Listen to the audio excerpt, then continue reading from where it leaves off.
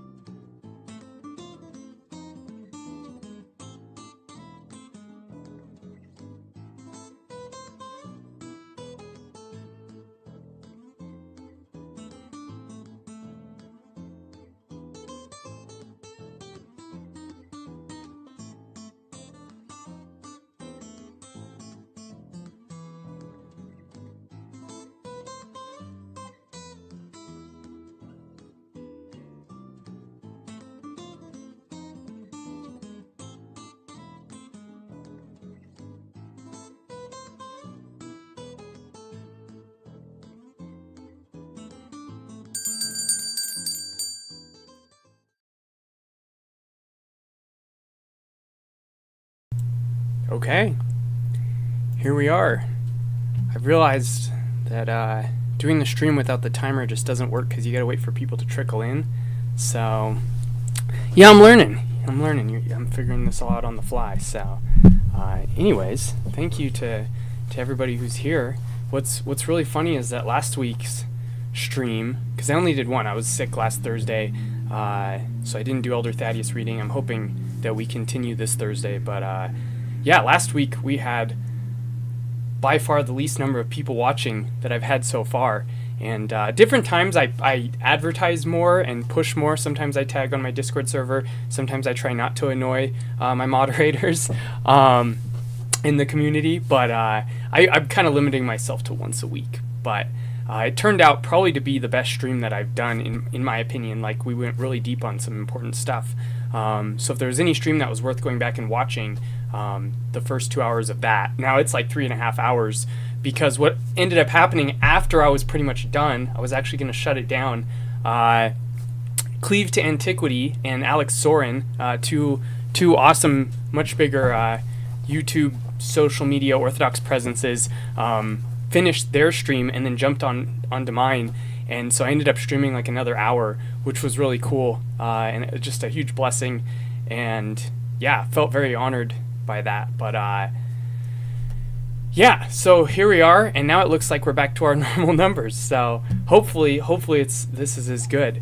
And as always, I'm gonna be working through my story here. At some point we're gonna finish this, and I'm gonna start picking new topics to talk about. But it just seemed like the best way to kind of introduce the stream, stir discussion, whatever would be, to start with my journey. People ask me about it all the time, so now they have the really in-depth. It's gonna be like, I don't know, like 12 hours of me talking about my journey with a bunch of just random other stuff in between. But as always, people are welcome to ask questions in the chat. I encourage it. I try to keep up with the chat. My man Weston here, filling it up with encouragement.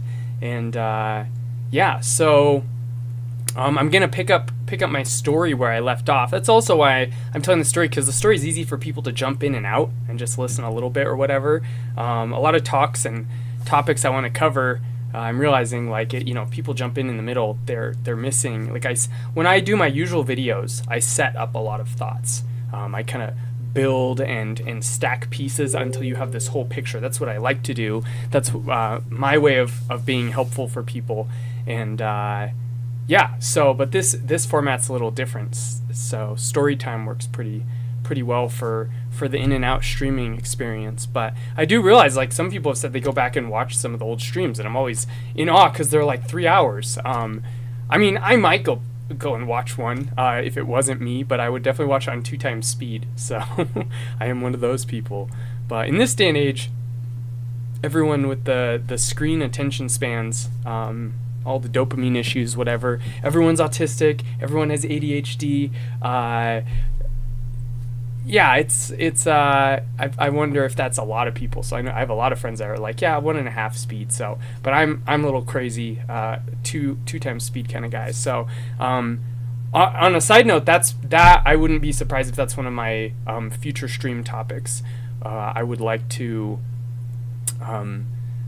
There's a lot of topics I want to do a video on, but I'm picky about sitting down, and I've talked about this before, but I'm picky about sitting down and like making them perfect. When it's a stream, it's like, we just go where we go, and then oftentimes they end up being pretty good. So my hope is that maybe if I make enough of these streams, I might go back and like maybe do like a clips channel or something. A lot of people are doing those, and it makes sense because I do these big long talks a lot of times, or these big long streams. But I've always wanted to do a video or an article or something on, first of all, on Buddhism, because Zen Buddhism, as I've talked about a little bit before, was a huge part of my journey to Orthodoxy, and it was the true parts of Zen Buddhism that really stuck out to me. And reading Father Seraphim Rose, specifically celebrating celebrating is maybe a strong word, but saying positive things about the Zen Buddhists, and then saying stay away from the Tibetan Buddhists, I was really validated, because I was like, okay, good, because that's the one that I liked. Weston, yes, watching everything on 1 time speed, that just means you don't use screens enough, or do enough cocaine, or I don't know. But yeah, that maybe weird usually means like derived from, like you're the outlier, which actually means if everybody's watching on 2 times speed, then it's weird to watch it on 1 times, which is what you said. Never mind. I don't ask how my brain works, because it's boring. I just misunderstood. So, anyways, yeah, I'd really like to talk about Buddhism and Saint Nicholas of Japan, a wonderful saint, some beautiful stories for those that know him. He talked about, after studying Shinto and other world religions, he was from Russia and he had been studying world religions, but especially Zen Buddhism and Shinto in Japan. And he said that, in his opinion, Zen Buddhism was the best of the pagan religions. And a lot of people go, oh, well, I think it's Taoism. Well, that's actually where Zen comes from. Buddhism went up into Tibet and became, and mixed with Bao, which was their local pagan religion, and became just like Buddhist-themed paganism, which is why it's not worth messing with. And as we're learning with politics now, the Dalai Lama is a creep. Like, I think some people already knew this. There was already some reasons to believe this. But now with the Epstein connections, geez, I hope I don't get like demonetized or whatever for saying Eppenberg.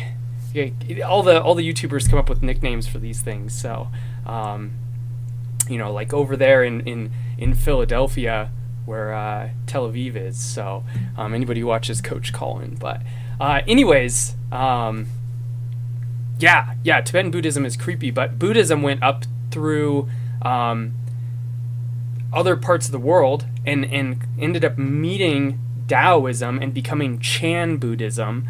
And then Chan Buddhism went to Japan and became Zen Buddhism. So, yeah, I'm definitely reaching unrepellable levels of being based at this point. So, someone on Twitter once called me Orthodox Twitter's #1 alpha. I don't know who paid him. I don't know if my mom asked him to say nice things to me, but yeah, I'm claiming it. I'm claiming the title. So, anyways, yeah, Buddhism went to Japan and mixed with Taoism, and Saint Nicholas of Japan said that he thought it was the best of the pagan religions. And so, yeah, I share a similar sentiment because it really did lead me to Orthodoxy. But that's only one of the things I would like to talk about in this future stream. So just like a teaser. Maybe when I finish this series, we'll get right into it or something. I don't know. But the other thing I would like to talk about is like kind of splitting off of the Buddhism discussion in itself, and compare and contrasting some of the things between the Buddhist teachings and Christ and Orthodoxy's teachings. Also, attention span. That's why I brought this up. Attention span, the science of meditation, not to mention the spiritual side and what happens in the Jesus prayer. I'm actually right now reading a book that back when I was exploring Orthodoxy and Zen Buddhism, I was reading this book and then I dropped it, and recently I've picked it up again to just try and finish it. And it's very fascinating to revisit because I'm a whole different person than I was, probably 11 years ago when I was trying to read this book. This would have been around when I became a catechumen. But it's a book by a Buddhist neuroscientist. So he's a neuroscientist who studies the mind and what's good for it, and then he discovers Zen Buddhism, and he starts seeing that the practices the Buddhists have been doing since 3,000-ish years ago, 2,500, I forget how long ago the Buddha was, but before Christ, and he discovers that these are very good exercises for the mind. And the catch for us Orthodox Christians is that if you do the Jesus prayer how it is instructed, you receive these same benefits. And they're not why we do the Jesus prayer. But it's like when you live the Orthodox life, it's funny how it's also good for you in other ways. It's about Christ. It's not about it's not a therapeutic method. It's not meant to like fix all these personal problems or whatever. It's meant to unite you with Christ. But it's amazing how that happens very naturally. That like a lot of your social situations improve. A lot of your anxiety starts to go away as you trust and rely on Christ more. Those sorts of things. So they kind of have a partial understanding of what the heart is actually for, but it's dangerously incomplete too. But when you flip that, when you go, okay, let's take all what we know from neuroscience, from the Jesus prayer, and from Buddhism, and what they all three have in common, and we flip it to what would be the worst, most poisonous thing for the mind. You get screens, dopamine, video games, and movies. And I mean, I'm a gamer, like, and I watch movies. I love movies. Video games are alright, but I love movies. Big story driven person. Yeah, like, but screens in particular, even just looking at video games changed. I don't want to get into this topic too much because, like I said, this will be a whole stream. But I'll give one example, and then we'll get into the continuing the Thaddeus adventure into orthodoxy here. But you know, back in the day, video games were hard. Like, if anybody played like the original, you know, Super Mario Brothers 1, 2, and 3, they were very difficult. Or old Castlevania games, all these old like Nintendo era games, and you know, you had to work at them. And obviously there's still entertainment, but there's still something valuable, even in fun, in challenging yourself. There's something valuable in that, just like there's something valuable about socializing with people, even if it's fun. And so, like, you had to play some of these levels like hundreds of times if you ever wanted to make any progress. And so, okay, let me get my phone out here because I have a tendency to miss my ghetto super chats. I have my links down below to like lots of different resources. I would highly recommend looking at them. And I also have links to 4 different ways to, like, you know, send a super chat or support me on Patreon. And so, but the point of a super chat, like, I don't have enough followers to have the full deal, like the actual built-in YouTube super chat. So I just figured out a way, like, yeah, just PayPal, Venmo, Cash App. But the point of a super chat is that if someone does it, like, they're extra focused on during the stream. And so, yeah, I need to, like, have my phone here ready to see, just in case that happens. So I usually get one or two per stream. So, okay, all the apps are open too to make sure they send a notification. So, anyways, video games used to be hard. They used to be very difficult, and they've gotten easier, and I'm not going to say that that's wrong, but there was a value that even when you were doing entertainment, it was a challenge. And then they've gotten easier and easier, and, you know, you get lots of retries, which is fair. A lot of people are playing the video game for the experience of, like, the story or the mechanics. For me, the mechanics of a video game are the main sell. Like, if I want a story, I got movies, TV shows, anime, yeah, lots of other options. Whereas if it's a game, it's like I'm playing a game for, like, the mechanics. So I like Factorio, where you build factories. I've learned to like games that challenge me. But anyways, we eventually got to this point where you got stuff like RuneScape, which I talk about a lot when I'm talking about this subject, where it's like there's no challenge. There's except like certain bosses and stuff. There's very little. There's not much story. There's not much challenge. There's exceptions to these things. RuneScape has stories and quests in it. But most of the time, you're clicking rocks, clicking trees, clicking rocks again, clicking trees more, and then clicking the bank, and then clicking rock, and then clicking trees. Yeah, it's very much like in time investment for the sake of time investment and dopamine. And so... yeah, Barrett X says some games have great stories, but they're quite rare. I think there's actually a good number of them, especially if you dive into the old retro titles and stuff. Like, I mean, you go play a lot of classic JRPGs. Go play Chrono Trigger, the old Final Fantasy games. The new ones I hear are good too. The last Final Fantasy game I played was 9.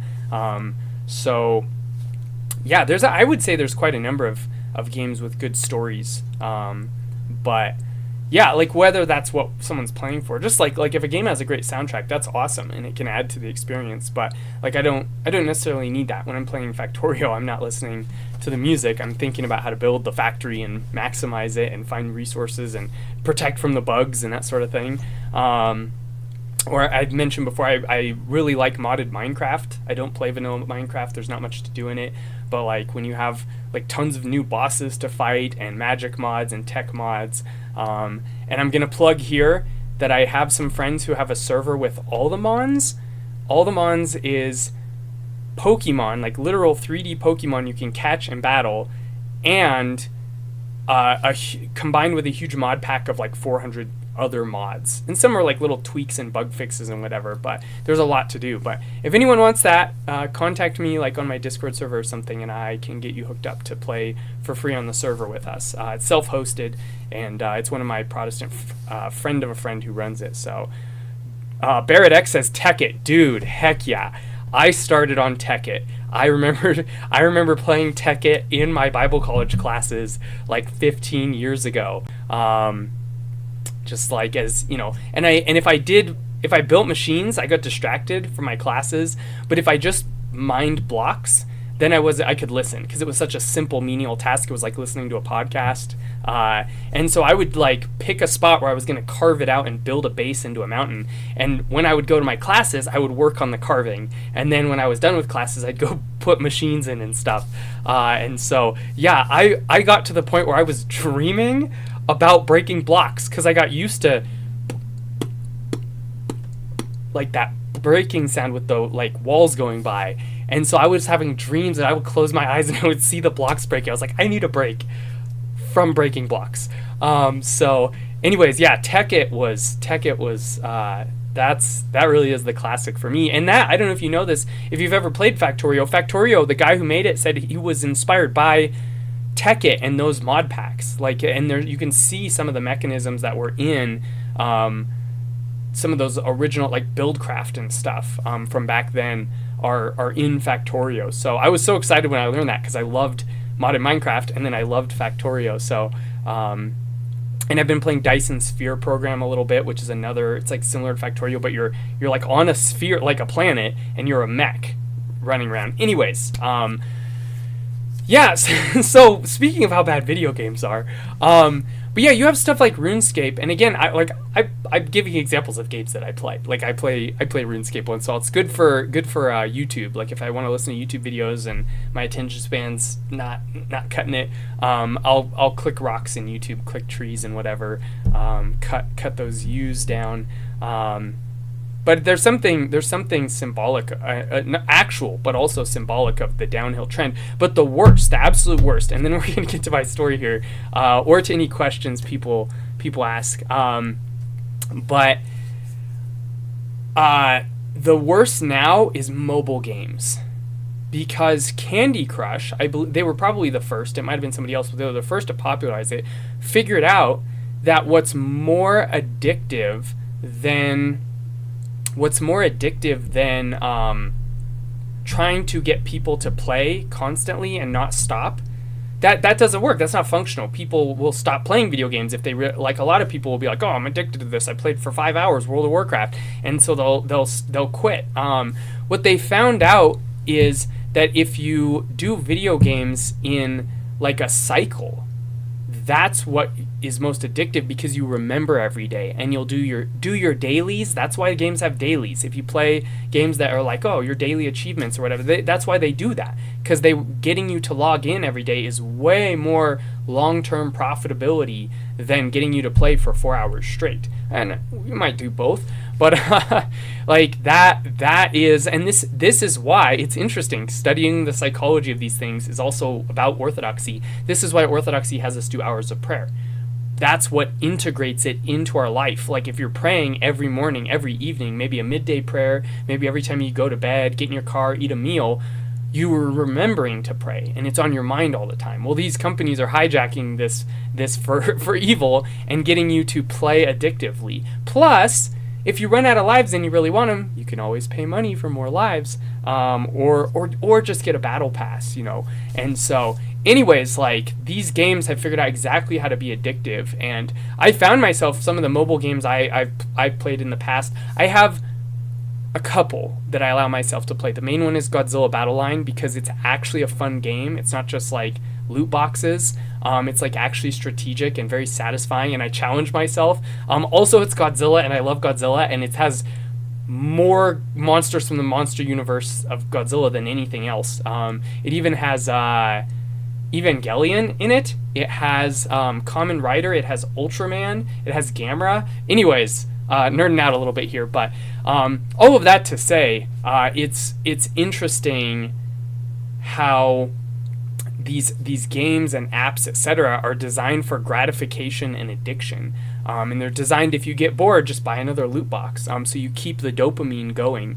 And a lot of it is the joy of anticipation. You're not actually having fun in itself. You're having fun, ooh, if I open enough of these loot boxes, won't my character be so strong? And they've discovered this with RuneScape now. They just had to remove all the microtransactions from RuneScape 3 because... I mean, you could still buy some like skins, and there's still the monthly subscription, but they had all the like items you could buy that would give you experience, the lamps, boost your experience, and they got rid of all of that just this year because for years players have said, I paid money, I fast forwarded to level 120 and maxed out my character, there was nothing to do, and I left. So, like, not only were they trashing the game and constantly trying to farm money out of you, but they were actually ruining their own game in order to make more money. Which is like the story of, you know, every big corporation ruining their product in order to try and make more money. But yeah, it's like it's actually not healthy for the life cycle of your game. And so a monthly subscription, okay, that's people will understand that and pay that. You got to support it somehow. But anyways, yeah, it's fascinating studying this stuff. So, like, I always tell people, as someone who plays video games, I'm like, the less video games you play, the better. And if you, like, quit them, especially if you're, like, a dad or something, you know, if you limit your video game time or cut it out entirely. But, I mean, there's some dads that, like, end up playing games with their kids, and it's, like, good family time. So, yeah, there's a ton of nuance to it. But, I mean, less entertainment in general is better. Like, more focus on important and good and edifying things. Obviously the best is, like, you know, praying all the time, whatever labor God's put in front of you. But sometimes what God has put in front of you is a life where there's, like, going to movies with people. You know, priests go to movies, priests sometimes watch rated R movies, but yeah, anyways, so okay, let's catch up on the chat here and then probably get to the story. Weston says, I'm definitely addicted to entertainment. Yeah, you and me both, brother. Oof. Yeah, sometimes you don't know till Orthodoxy tells you should stop. Like, you're just like, oh, I'm just doing this because this is what I do. And then Orthodoxy's like, cut back on it. And you're like, oh, 5 hours of television instead of 6 on a Saturday? Oh, this is hard. I didn't realize it would be hard. But, yeah, it's like Paul says in Romans, it's not until the law comes that, like, sin is imputed. Like, you actually are going to be held accountable because there was a law. Like, that, it's the opposite of what you think. Like, oh, if there was no law, I'd get away with things. It's like, no, you get held accountable, though. So, anyways. Ortho Fox says, my biggest problem with games like Stardew Valley are that there are no stakes, so I feel no motivation to farm. Oh, I love Stardew Valley because I like exploration. I like discovery. I like playing with the mechanisms and getting creative with them. So and again, it's one of those things that everyone's different. Some people need a goal, and some people like the open-ended creativity. I like a little bit of both. I like an end goal and then lots of creativity in how to get there. But yeah, there's always that point, even when I'm playing Stardew Valley, where I start to burn out, even though there's still things I want to do. It just, there's less anticipation because there's less, like, excitement of a world to go explore. And so, yeah, some games, like the All the Mods mod pack, and also this one that they added Pokemon to, they created this thing called the All the Mods Star. And it requires you to actually get into a lot of the other mods so that you can produce this final product that gives you the All the Mods Star. And the All the Mods Star actually lets you craft creative things, like creative mode in Minecraft, where you're not, you can't die and you can fly around and you have infinite items. But it, like, lets you border on that. So you'll get an item that's infinite energy, an infinite jetpack, all this different stuff. And so a lot of people are like, I'm kind of bored before I get there, like, I can already do almost anything. But it's still some kind of drive for people to have a goal like that. So let's see. Yeah, and last time I played Stardew Valley, I had the most popular mod pack. I think it's called Stardew Valley Very Expanded. It's the most popular mod pack. It's really good. It has, like, some bugs here and there, but it adds so much stuff, different towns. I believe I never got to it. I think I wiped my computer and then I backed up my save, but I'd have to reset it all up. Stardew Valley modding is a little complicated, especially if you're updating or moving the files. If you just mod it once and then you don't touch anything and you just keep playing, it's fine. But if you want to update, or if you want to transfer it to another PC or back it up or whatever, it's a little iffy. Minecraft is great. I have my save file for the last world I was playing before I got on this Alderman server, I just had it synced between my PCs, and so I could just download Prism Launcher, use that to download the mod pack automatically, and then just sync the save, and I just had the same world on all my devices. So, but yeah, Stardew Valley is a little bit of a pain. But what I heard was, and I was trying to unlock it, like I was trying to go down the quest line in Stardew Valley, was that there was like a whole bunch more combat added. Like there was this whole, even like a boat you rode on to this other realm, and bigger bosses and stuff to fight, which I really felt like was what Stardew Valley needed. So you might agree with that too. But anyways, D Murdoch Art says I Am Jesus Christ comes out on Steam in April. Looking forward to that one. Oh boy, yeah. We'll see about that. Yeah, that's. I remember seeing the ads for it, and I thought it was a joke or that it would never come out, but it's almost here, I guess.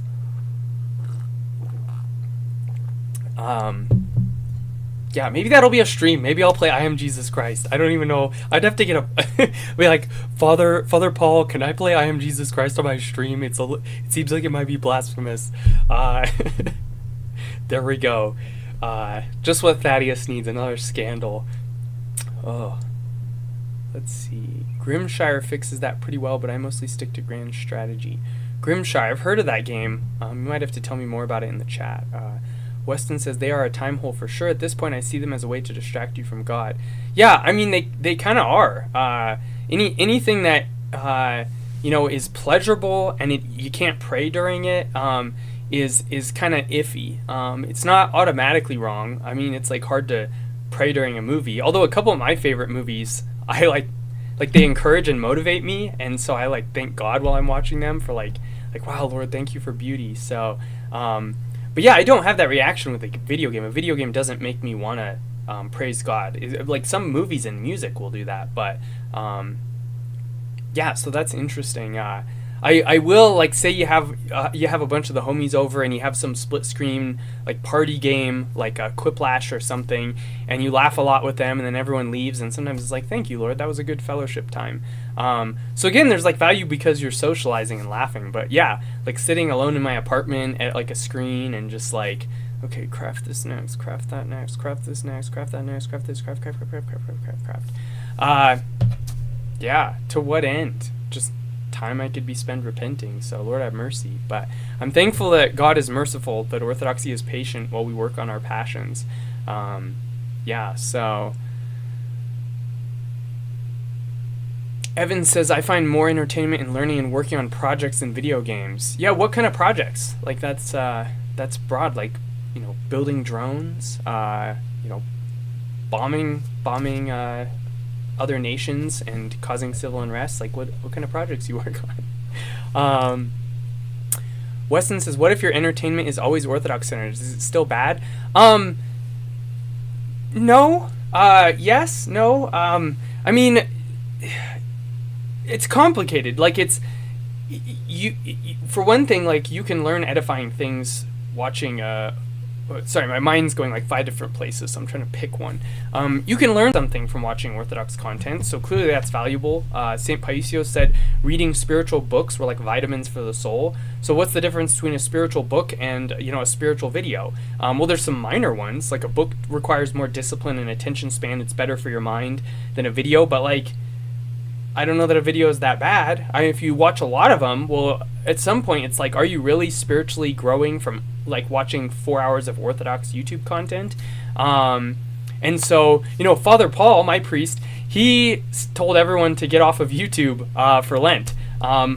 But it wasn't like a obedience, and he's like, I know like a bunch of the people are gonna all keep watching YouTube, but he's like, it would be a great, consider it, like it would be a great practice. And so, I mean, here I am streaming and like watching YouTube videos still. Like there's a bunch of other people still. I think most of the parish probably was watching YouTube during Lent, but it was good that he was encouraging that. But the funny thing is that hypocrite, he's making YouTube videos. He's telling us, like, yeah, it's best if you just don't watch any YouTube videos for the rest of Lent. And he's still making YouTube videos. So he was laughing and he was making fun of himself when he was talking about this. But, yeah, because that's, like, the point isn't some legalistic law. The point is to recognize that every effort you can make from where you're at would be good. And also, like, we hear these people who do way higher accomplishments spiritually, greater feats of asceticism than us, and sometimes the devil tempts us to be like black-pilled, like, oh my gosh, everyone else is keeping the fast and I'm failing. And it's like, that's the point, is the opposite of that. The point is to be humbled, to be like, wow, Lord, I'm really weak. Thank you that you're so merciful to me. Thank you that you're so kind. Thank you that, like, Orthodoxy has revealed to me that you are a kind God, and I don't have anything I have to worry about, just because, like, I'm not perfect or whatever. So yeah, like, that's part of what we need to do. So if we're like someone who plays video games and we hear like one of our friends, gave up video games, like, one, congratulate them and like tell them you admire them, encourage them. Two, thank God for the humbling from that. A lot of people get into like a defensive state, and there's no value to that. Why do we need to defend ourselves? For who? For like what? For what they think? Are they gonna? When someone gets like really defensive, do you really respect them more? Like, no, it's embarrassing to watch someone like cower and be like, oh well, I like, no. So it has no value, and it's God who's gonna justify us unless we justify ourselves. The saints say that a lot. It's kind of like don't be your own lawyer in court. It's actually the same at the Last Judgment. If you spend all your life justifying your sins, then those excuses are going to be said at the Last Judgment, and the devil, who's a way better lawyer than any of us are, is going to be like, yeah, he said that, but we all know that's wrong because of this, and this. Christ points this out. It's like, you say you follow the law, but you're a bunch of hypocrites. So what's better is to lean on Christ and to say, Christ will judge me. Make Christ your lawyer. He's on your side. Like, at the Last Judgment, Christ is your defense lawyer. The devil's the prosecution, not Christ.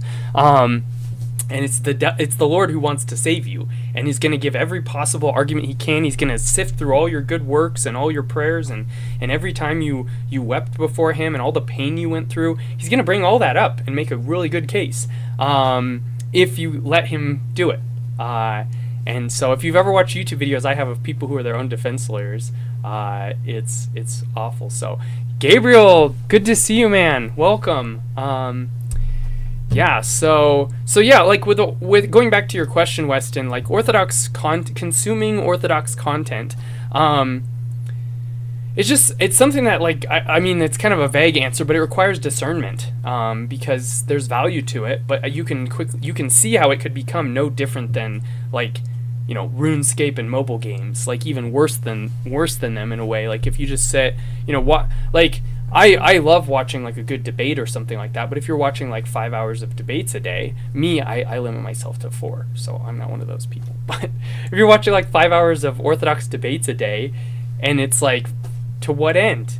Like, to what end? What is this doing? Like, this is mind-numbing as RuneScape or whatever. So, like, it might be better, like, to play RuneScape and to listen to like a 1 hour lecture that's like a good Orthodox spiritual talk. Go listen to like Metropolitan Anthony Bloom or Father Paul or Father Spiridon Bailey. Listen to those and play a video game that, like, you can listen to it while you play. I have games that I know I can actually listen while I play. Like, I can't play Minecraft and listen to stuff because, like, I'm thinking about the machines, unless I go out and I'm like killing monsters or mining or whatever. That stuff I can like listen really easily. So I'll like pause the video when I'm in my base, and then I'll play the video when I'm out doing stuff in the like Minecraft world.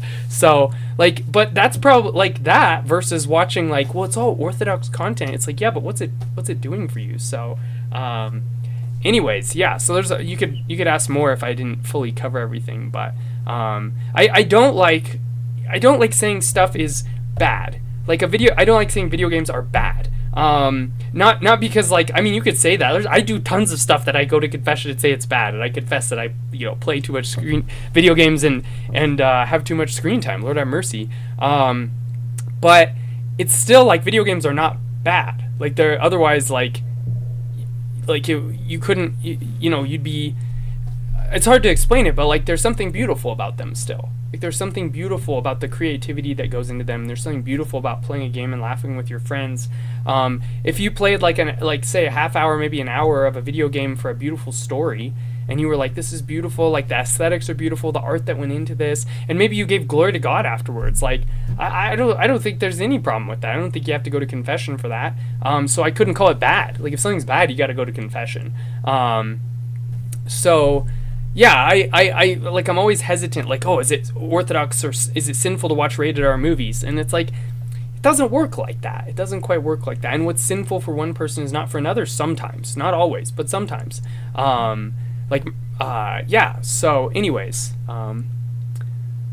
let's see. Orthofox says, yeah, video games can be, and Orthodox content can distract you from your family. Yeah, I know some people, that get on Orthodox Twitter and get really pissed off and angry, and then go back to their family and like are angry. Like, they're reading all these fights on Twitter and they're participating in them. So like, yeah, and you know, it's not, there's priests on Orthodox Twitter. Like, you can't say it's bad, but I always tell people it's better. I love, one of my favorite things to tweet is it's smart people get off Orthodox Twitter. So smart people get off social media in general. But the irony, because I'm dumb. Anyways, yeah, it's funny. I'm a genius. Evan says, I think playing video games with friends is a lot better. Yeah, that's what I was saying, is like, it is different when you play like Quiplash with your friends, you know, using your phones to, sorry, my nose is bothering me right now. And you laugh a bunch, and then afterwards, like, especially, like, remember, give glory to God. Like, thank you, Lord, for this fun time. Like, this joy that I get to have with my friends. Yeah. So, Siaba, I don't know if that's how I say your name, Siaba, but yeah, thanks for tuning in. I don't know if there's a low hum. You asked if there's a low hum here. Could be. My computer fan is running underneath it here, and my microphone looks like it's registering some kind of sound, but I don't know if that's coming through. So, what about now? I turn the sensitivity down. I'm wondering if I should have had it like that the whole time. Anybody in the chat, give me feedback on how the microphone sounds now. I just turned it down. Yeah, because I noticed it's like maxing out at red too, so that might have been what was causing the hum. Let's see here. Yeah, Weston says excuses are definitely not a good thing, for sure. I know this from experience. Yeah, they have zero value. I mean, I could give some exceptions, but in general, excuses have zero value. They don't help you grow. They don't impress other people or make them better friends with you or make them trustworthy. Anyone, like, I see someone making excuses, I'm like, you're not someone that I'm gonna learn as much from. Like, in my perspective, I want to say loss of respect, but respect kind of means two different things. Like, respecting someone as your fellow human being is like a thing all Orthodox and all Christians should have. And then there's respect, which is like above the bar, which is like, I admire you, I look up to you. And that's what I mean is lost. We should still be respectful to people, or seek to. Yeah. Let's see. Orthofox says, I just died. I better call Saul. Yeah, Saul Goodman on the way, because it's Saul Goodman. Evan says the debates are soul rotting. Yeah, you have to be like, I like them. I like watching some of the debates. I like the ones where the people behave. Because I think those ones you can, like, I will say I've watched debates and I've learned arguments and I've used them with people in a way that was actually compelling. Like, I have people on Twitter, for example, once in a while who message me like, hey, I'm Roman Catholic, but I want to look into Orthodoxy. Like, but I heard this argument on YouTube. What's the Orthodox response? And because I listen to debate, I could answer that. So it's like a real thing that's like actually useful to me. But most of the time it is entertainment, for sure. And like I said, the antagonistic ones. So I watched a debate recently of Andrew Wilson from The Crucible debating a Mormon guy, and that was actually really, really, really good. It was like maybe I'll like analyze it or something on the channel. But it was a good, like, Andrew Wilson is a very good debater. Like, I know he like insults people sometimes and people don't like it, and he smokes cigarettes. And I was a stoner for 6 years, so like, yeah, I don't care. But I butt heads a couple times with Andrew, but I really like that guy. Like it, and the thing is each person has their strengths. Like, you have to recognize what their purpose is in the body of Christ. And Andrew is like genuinely a masterfully skillful debater. And in that debate, the Mormon guy, who's very nice, like most Mormons are, like, he's very, very nice. Like, and you can tell it's genuine when you're watching it. But he thinks that Andrew's gonna like take Mormonism on from every angle he can, and instead Andrew focuses on one topic, which is like, is Joseph Smith falsifiable based on history and scripture, based on prophecies that he gives? And Andrew just keeps bringing it back to that. And it's one of the huge lessons in debate that I've learned over the years from experience, like having debates with people and stuff. Like I've only done one debate online ever. It was very short, and it was Jesse Lee Peterson. So most people here probably already know about that. But it was fun. Like I enjoyed it. I was like, I kind of want to debate more. But I've talked about in other streams, like my hesitation and where I've learned to apply my debate skills more in like a therapeutic way, actually helping people argue against invasive thoughts. But anyways, yeah, Andrew really focused on this one point, and that was it. He just kept going back to this one point. And I always tell people, if you're debating someone and you give them like a list of 10 reasons why they're wrong, they're going to, just naturally, they're going to focus, because anyone would do this, you're going to pick the ones that are easiest to refute and start with them. Like, that's just obviously where you'd start. If someone says, here's 10 reasons Orthodoxy's wrong, and one of them is like, which Orthodox church? It's like, oh my gosh, dude, like, you know, you're saying that the Orthodox Church functioning like the apostles and the early church makes us wrong, even though you guys went into schism with everyone. And that's worse than us having like individual conflicts between our bishops. You literally are one bishop that went into schism with everyone. But like I'm going to focus on that versus like if they quote some canons I've never heard of from the early church and I don't know what to do with it. So it's not even manipulative or biased. But what I tell people in debates is pick one, maybe 2 or 3 points and that are your strongest ones and focus on those, or just one. And that's what Andrew does. He just hammers home this one point because he knows it's his strongest point. You know, it's like the guy with this, like the vicious right hook, he's going to throw a lot of those. So, but that debate was actually really good too because the Mormon guy, like his arguments weren't great, but it's still like when you watch someone who is at least like humanizing and behaves like a mature, responsible adult, and Andrew's like really respectful to him. Like it was really cool to watch.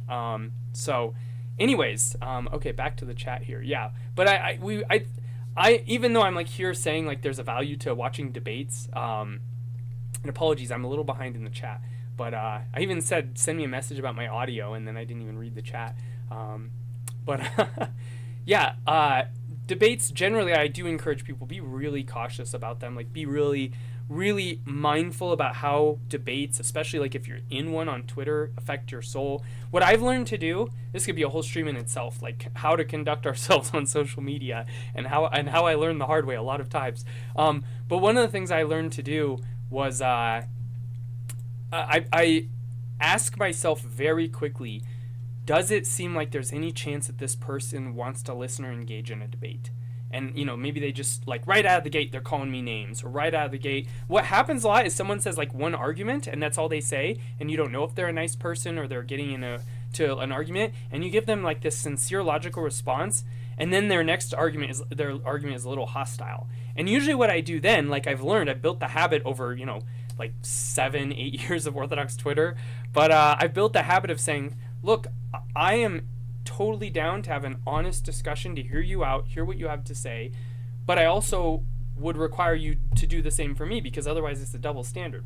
Otherwise this is idle talk. Where is this going to go? So if you're interested in like a sincere, charitable conversation, let me know and I'm down to keep talking. But if you want to get into insults and stuff, I won't do that. Like if I insult you, I have to go to confession. And I already have a bit, and I'll usually try and throw myself under the bus a little bit. I mean, I'm not lying, but I'll say like I have a big enough ego as it is. So like I cannot do it. I can't get into a discussion like that. So it's up to you. And then it like in the most open way possible, it opens the door for them to like, it's a positive guilt trip in a way, but like to get them to engage. And so yeah, Siaba says Bannerlord, I know you want it. I think I played a little bit of Bannerlord. I always wanted to go back to it, but Evan says especially when the catechumens are debaters. Yeah. I will say, and maybe I'm balancing, I know I already counter signaled you once and I'm doing it again now, but I really get tired of people being like catechumens don't, like almost like catechumens say nothing online. catechumens, if your family members ask you about Orthodoxy, like, don't say, you're not allowed to answer their questions. Like, some people go to that extreme. And I tell people, what's way more important is that anyone, catechumen or not, is humble. That they don't speak like a teacher, that they're not hostile. Debate probably is better, like you said, Evan, for a catechumen to stay away from. But there might be a little place for it. They might be like someone's arguing for sola scriptura and they grew up with it and they're debating by simply just explaining why sola scriptura doesn't make sense to them. So there's a lot of room for nuance. But I will say, like, encouraging catechumens, like, hey, rethink things. Like, remember, it's about repentance, bro. Like, don't destroy your defense at the last judgment just so you can, like, dunk on this guy on Twitter.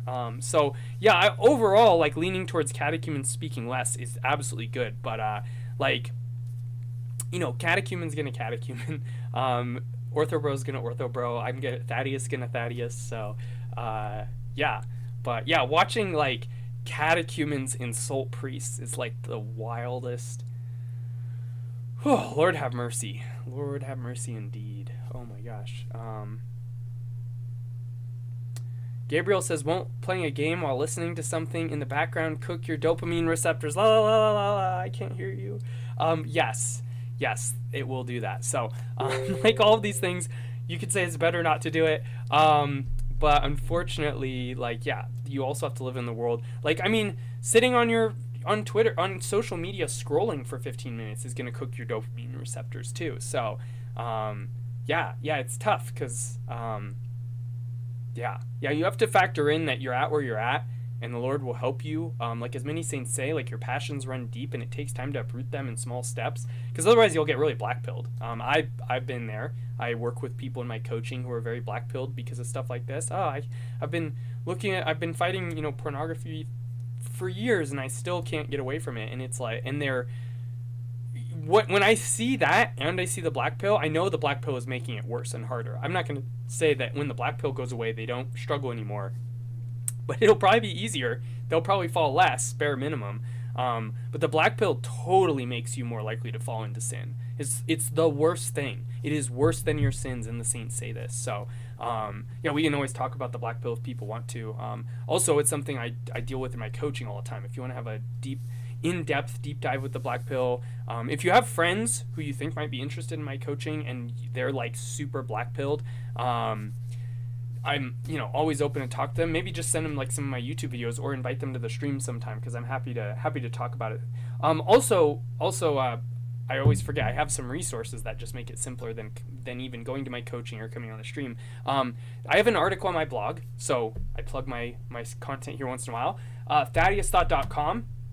And you go to writings at the top, and there's a post a few entries down called How and Why to War Against Sin. There's also a short story I wrote that's in the same area a little further down called The Explorer. Those are both written for people who are, like, dealing with a lot of shame and not understanding how to fight with their sins. I've shared it with a lot of my Catholic friends, because a lot of Catholics and like Protestants who are really hard on themselves, like, they're missing a couple really key things about spiritual warfare, and how and why to war with sin. So I cannot recommend those articles enough. They're the culmination of, like, 6 years of my coaching. And there's stuff people usually pay me for, so it's free. So you should go read it. Like, if you have any interest in that at all, go read them. They're not long. They're not short, but they're not long. It'll probably take you, like, I don't know, 10 minutes to read, maybe less. But highly recommend those. So but let's see. Yeah, Saiba says a little lower is the humming, but so is your volume. Yeah. Unfortunately, that's kind of how it works. So, yeah, I'm not sure what to do about the hum. But if anyone else hears the hum, let me know. But maybe it's not coming from... If no one else hears it, then it might just be you. I'm so sorry.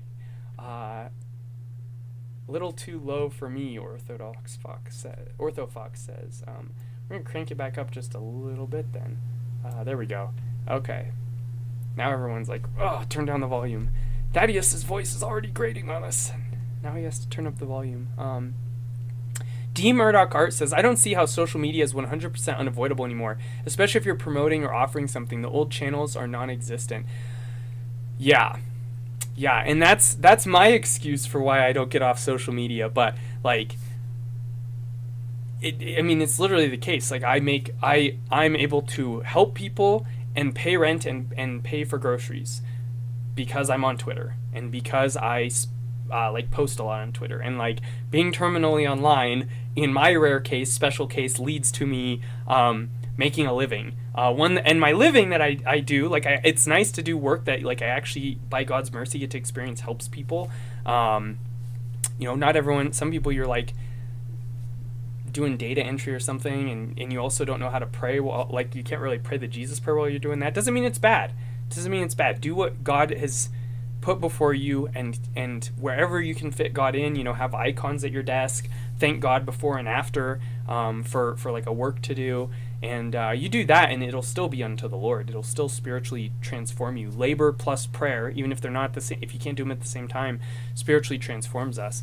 But yeah, I'm blessed to do something that I actually find like very, very fulfilling, and at the same time, like it's doing this like really mindless dopamine frying thing, which is like being on Twitter and Instagram and Facebook and Discord and Telegram channel and Telegram stories. And yeah, I was posting to TikTok and Tumblr and like one or two other channels recently, but I stopped because it's just too much. So yeah, and I don't get a lot. I have like maybe like 10 people that look at my Telegram stories, but I like a lot of those are my clients, and so it's like worth it. Like these are people that like pay me money for my living, and like I care for them and I help them with their problems. So like if 10 of my clients view the story, it's worth it to send them these church father quotes they might not otherwise see. Some of my clients are not on other social media platforms. So, and if you want to see, Telegram is a great messenger. I don't know how many people here use it, but it's my favorite, and it's where I do all my sessions. But I have a Telegram channel where I post when I'm doing a stream. I post a church father quote or one of my own musings once in a while. So like you'll get, let's say one maybe 2 or 3 posts a day on there. So it's not a huge like amount of spam or anything like that. But that link is down below to my Telegram channel. So if anybody wants to join that, but D Murdoch Art, I'm just gonna call you Murdoch. I think you're right. Like it is impossible. And one of the things that's had to happen too, just related to this, is a lot of priests have realized like they have to be on social media. Like the world of the internet is incredible outreach. Some of us on social media are turds, and so having some good priests on social media, answering questions, guiding people to a church, having priestly authority and wisdom, it's absolutely a must. So is it maybe theoretically better for their asceticism that they're not on social media? Theoretically, but I've even noticed like Father Stephen Young is engaging with some of the like Orthobro communities, and to be clear, always got to clarify this. When I say Orthobro, it's a neutral term. It's just like culture of silly young men online who tend to like theology, video games, debates, war, anime. Like it's just like guys online. And so I consider myself an ortho-bro. Like I know sometimes I'll say it as like a pejorative term, like the ortho bros, but like it's because every group has weaknesses. But like being an ortho bro, I always say don't ever get offended by it. Again, it's like we were talking about being defensive and justifying yourself, making excuses. Never get offended if you can help it. Like, and thank God when you do, so that the ego burns away. But I always say ortho bro means Orthodox brother. I'm an Orthodox brother. Like I'm an ortho bro. I'm part of the community, so it should be like keep it simple like that. Don't overthink it. Even if someone else is trying to insult you, cool. You look way more badass, and people are more impressed and more curious about Orthodoxy when you don't get defensive, don't lash back, and don't insult people. I will tell you from experience. I have people message me on Twitter once in a while and be like, "Hey, I saw you not like." That person was being a jerk to you and you weren't a jerk back. And I'm like, little did they know that in real life I was like, oh, Lord, help me not type anything. Yeah, totally, dude. It's Orthodoxy. Go to your church. So like keep that in mind. Like I always say it's like a Sun Tzu kind of thing. Do you want to like feed your ego's delusion that you're like cooler, looking better, defending yourself, defending your image, or do you want to actually win, like in a good way? Not like win a debate, I want to look like the victor. Like win, like My goal is to get people to go to church. Victory is they end up at church and they become Orthodox. Do you want to win the war? Then you fight in a way that you will win. Like, that's a very masculine approach. Like, especially like the masculine use of the intellect is setting aside your passions and being like, who cares about like these, you know, the warrior can't be distracted by like women and food and stuff like when it's time to fight. And likewise, like if you want to win the war, the good war, like I always say, like, I don't want to like look good. I want to win. But like I mean it in the good way of like I want to actually if they end up in the church and I had to be blunt with them, or I had to be gentle with them, or I had to hold back my words and thank God for my ego being burned up and like be really offended, like whatever. Like someone ended up in the house of salvation. So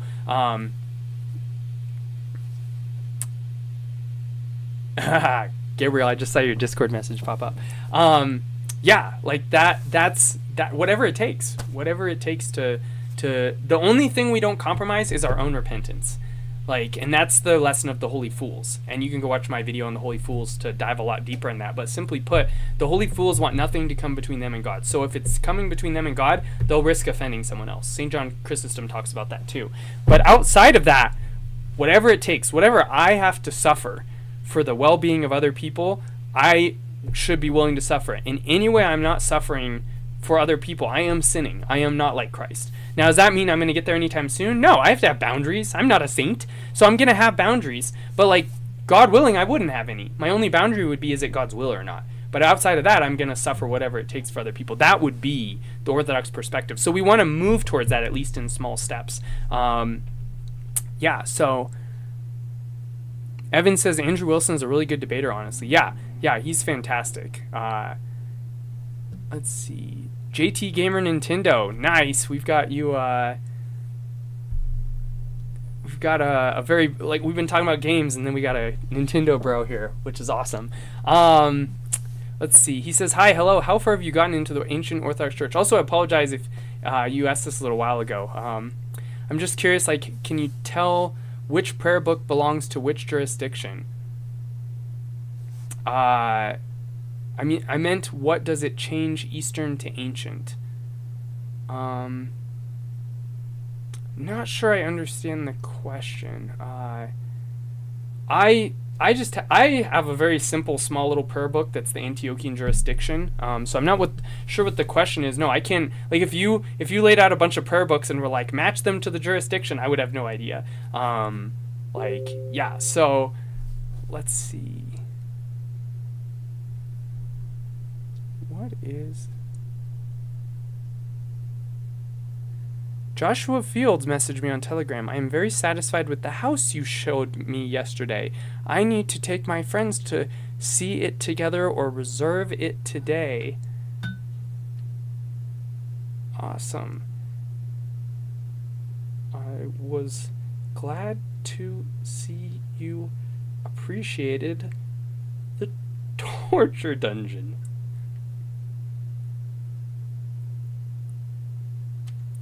I don't know who this is. I don't know why they're messaging me. I think it might be a scammer.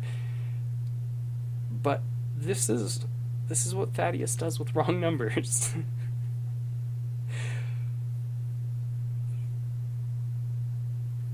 Oh, and I got another... Okay, why am I getting all the spam messages all of a sudden? Time flies. Are you planning to visit North Carolina this weekend? Yes. Hunting those wild hogs without a permit was to die for.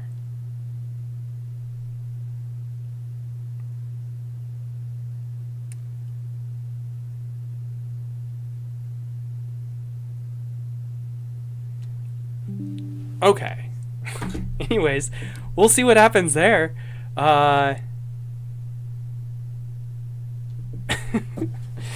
Oh man, so I'm having some fun. Anyways, back to your question, JT Gamer Nintendo. I don't know if you're still here. Apologies for taking so long to get to your questions. I'm always behind on the chat. I love really engaging with each question here. But yeah, JT Gamer Nintendo. I'm just gonna call you JT Gamer. You might have to elaborate a little bit. Oh, I did see you post more. You also asked, I meant, what does it change Eastern to ancient? I would say it doesn't change. Like, that's the whole point of Eastern Orthodoxy, and that was what they were trying to do in the early church. Assuming I understand your comment, the whole goal is to be the same, and I believe they are the same. That's why I became Orthodox. If they weren't the same, I wouldn't have joined. The Catholic Church has changed. That's why I'm like, no, I want what the apostles taught. They're synonyms. Orthodox means like rightly aligned worship or teaching or whatever, and rightly aligned would be the ancient thing. Jeremiah 6:6 is about God calling the people to the ancient paths and saying, look for the old ways and walk in them. So that's what is Orthodox, is to look for what is ancient. So Siaba says, I think the problem is teaching. Father Paul Trubenbach mentioned it recently. Well, that guy's full of it. Like, there's no reason anyone should ever listen to him or have them as their priest or love them dearly, but my priest. Anyways, he's very bantery. If you ever meet him, like, he loves offensive humor. One of these days, I'm going to talk about some of the awful jokes he said to me in private. But anyways, good little breadcrumbing there. He said, where there needs to be a period of learning, 20ish years before you seek to teach others. Yeah. The number varies, but I think the number for seminary is actually a really good number, at least to focus on. Like, you have people like Cleave to Antiquity, who has a blessing to be in kind of like almost like a student teacher position, where he's like, look, I have this channel, it's part of how I make my living. Like, I'm going to lose a bunch of money because I'm switching from Protestantism to Orthodoxy, and he lost tons of followers. And everyone's like, he's grifting. And he's like, what? But, like, that's a good strategy. There's pastoral nuance here. But I think a good number is 5 years because, connected to the fact that that's when you're allowed to go to seminary. You have to have been at least 5 years in the church before you're allowed to attend seminary.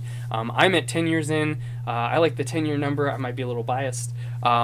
20 years is a lot, but it's upwards. Like, you're constantly being softened and developing more of an Orthodox phronema the more time goes on. 20 years. Father Paul said 20 years, huh? Probably just trying to humble some people. So anyways, JT Gamer says, here's a question. I just got the OSB and I'm heading into the Osage Diocese of the South. I'm trying to figure out what prayer book should I start out with. My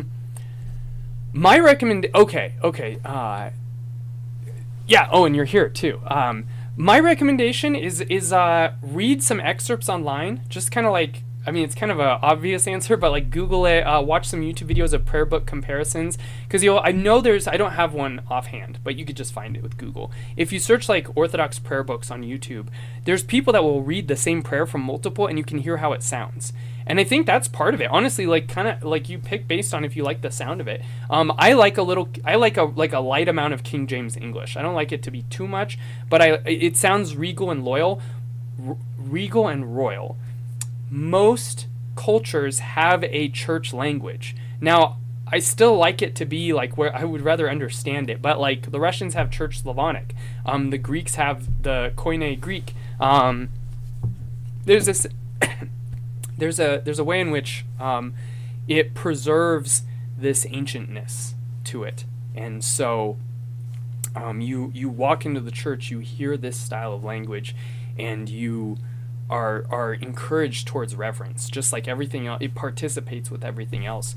But if someone's like, I can't stand that stuff, I just don't follow it well, and you really like the plain English or whatever, or you really like the these and nows like maxed out, King James maxing, go for it. But like morning prayers are pretty similar in most of the prayer books. Some of them are longer. If you're getting a more Russian one, it's going to be longer. For us Antiochians, it's going to be a little shorter and lazier. But you can find prayer rules online too. And obviously priests help with that, help develop a prayer rule. But a lot of priests don't give a prayer rule. Like Father Paul just goes, what are you doing for your prayer rule? And you say, well, I'm doing this. He's like, okay, keep doing it. Having any problems? No? Okay, do that. So people are a little too legalistic about it sometimes, but it is ideal that you ask your priest about your prayer rule bare minimum so he can guide you. Monovan, I don't know if that's how I pronounce your name. I'm like, oh, so excited, and then I'm like, I don't actually know how to pronounce your name. So anyways, if I got it wrong, let me know in the chat. But it's wonderful to see you. You say, I prefer watching the discussion about the debate after the fact than the debate itself. I watched Alex gifted me a month of membership to his channel, and I watched his analysis of Jay Dyer debating Tim Gordon. And outside of the couple times that they tried to argue over each other, which just seems to happen sometimes, but it was a really good debate, and I think Jay did phenomenally. And Tim, well, he said Christ was a created. He said the glory of God was a created creature. He also said that the Catholic Church does not teach double procession, which is wild because they explicitly teach that, and he doesn't know his own doctrine, and then he's trying to argue with Jay about it. Yeah, it was a weird debate, and even the moderator was like, Tim, you seem like you're trying to avoid answering this one particular question. So, yeah, but I liked Alex's analysis of it a lot. So, yeah.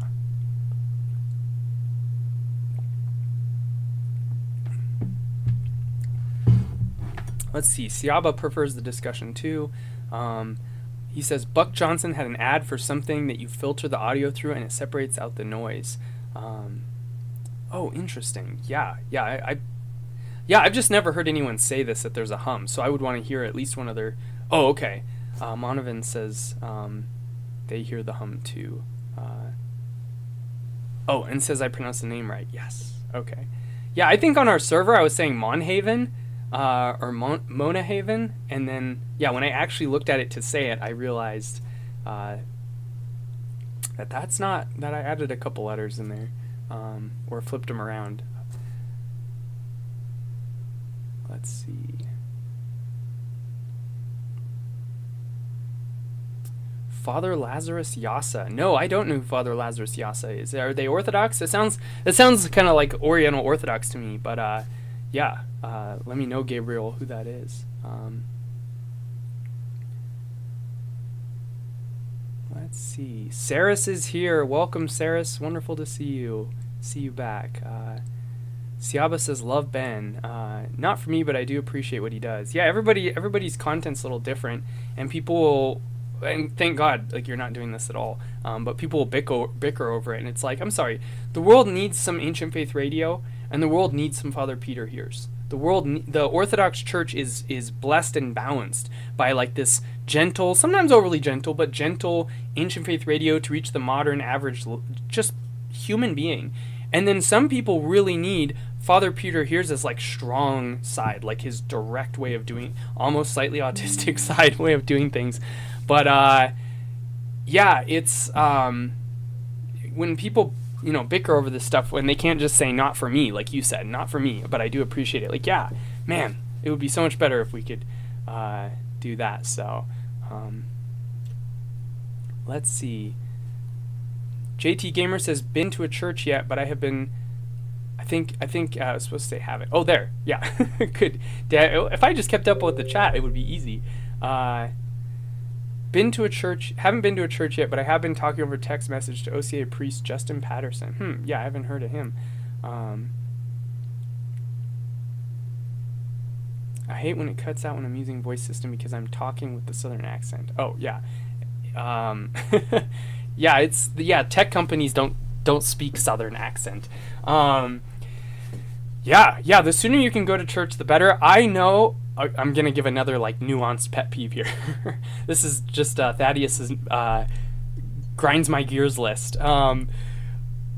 Obviously, it is absolutely ideal to get someone to go to church if you can get them to go to church. But sometimes some people make that everything. And I'm always like, look, if you're like, I just don't feel ready, I got to do more research, I got to know what I'm getting into, that's valid. That's fair. Don't scare people away from that. But that said, I'm going to do exactly what I just said not to do and say, yeah, the sooner you could go to church, the better. Like if you got to research, if you got to do stuff like that, yeah, do it. I always tell people if they want to learn about Orthodoxy, whether they've been to a church or not, Father Paul Trubenbach, my priest, I'm a little biased, but I think I would have this opinion even if he wasn't my priest, but Father Paul's Catechism, which is on YouTube. If you search Father Paul Trubenbach Catechism, it'll be a playlist. Hands down, like the best catechism I've ever encountered. I've been through several catechism classes at different parishes, like I would just sit in on them. I've read multiple different books on entry into the Orthodox Church, and easily hands down the best. And I'm on my 4th listen through. I'm like halfway through my 4th listen through because I'll just put it on in the background.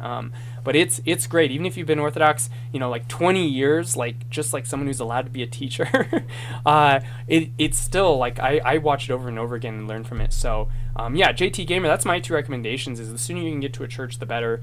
You can find a morning, evening prayer rule online, even if you don't have a prayer rule book. But any Orthodox book will do. And so, yeah, and also if you want, like, go watch Father Paul's catechism class. It's phenomenal. Let's see here.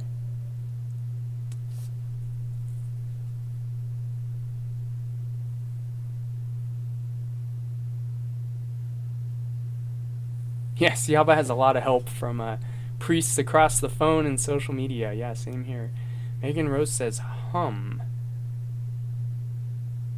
Dang, what is causing the hum? Yeah, she's complaining too. Someone who's been here before, like Weston, I don't know if you're still here. Is that hum always there? Okay, I know what to do.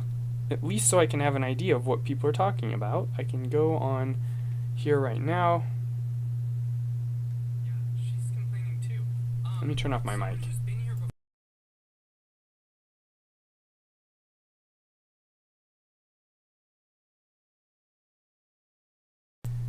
Okay, I'm going to try something. I have a theory.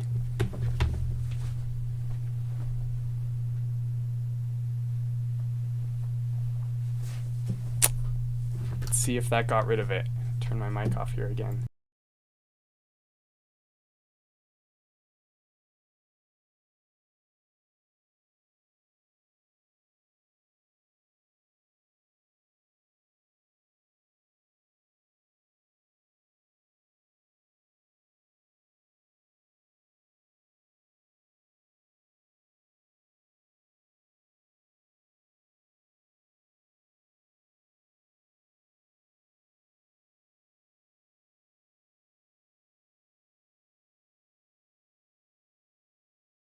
Okay, sorry everyone. The stream is like 30 plus seconds behind, however long that was. That did not solve it. I turned off a fan I had running.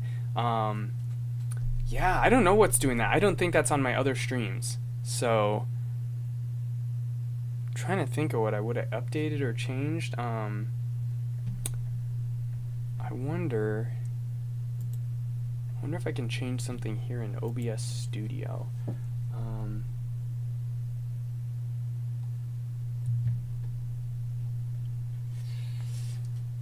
I don't see anything. Okay, I'm gonna try something else here because I want to fix that. I just listened and it's just like a white noise. Let's see if I can switch my audio input here. If that doesn't fix it, I'm just gonna continue the stream because I'm not sure what else to do. But I'll find a software for the future. Let's see here. Oh, here's some audio settings.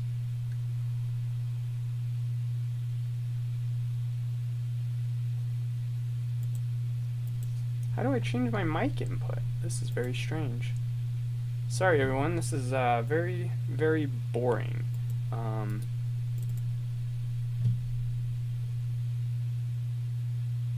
Oh, it might be set to the...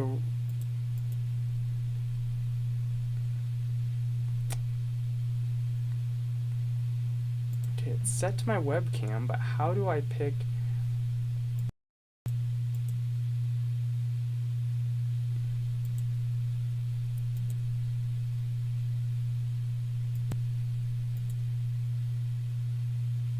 Okay, I might have just fixed it. This webcam, or sorry, this microphone, this is not a webcam, this microphone was not the audio input, it was coming through my webcam, which it's not supposed to do. It's supposed to be set to this. This is why I have this. This is everyone is under the impression that I'm talking into this microphone, and I, with all of you, are under a collective delusion, when in fact this microphone offered nothing. And so I'm hoping right now I'm gonna listen on the stream and also catch up on the chat. Let's see. Siaba, good to have you. I appreciate you being here. Thank you so much. So, Yeah. Okay, so I'm going to listen and verify. You can also tell me in the chat, but you probably won't know before I do if I'm watching the same stream you are. Let's see.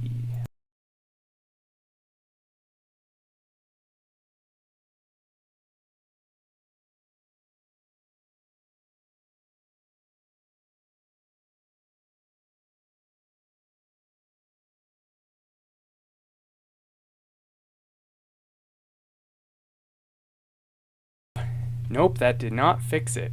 Yeah, okay, well, I'm going to turn the volume back up. Oh, maybe he's talking about the hum. Anyways, guys, I apologize. I'm going to try and figure out the stream in the future. But, yeah, I don't know what to do. So, Megan Rose, thank you for being willing to listen anyways. Yeah, back to our... So I'm getting back to the chat here. I'm not sure... I tried to pick a different audio input and it did not work. So let's see here.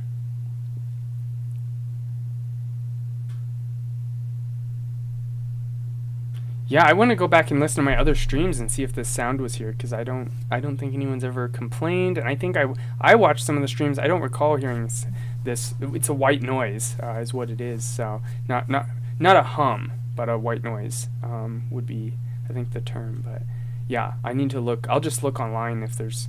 I'm sure there's lots of software, so I appreciate that, Siaba. I didn't think of that.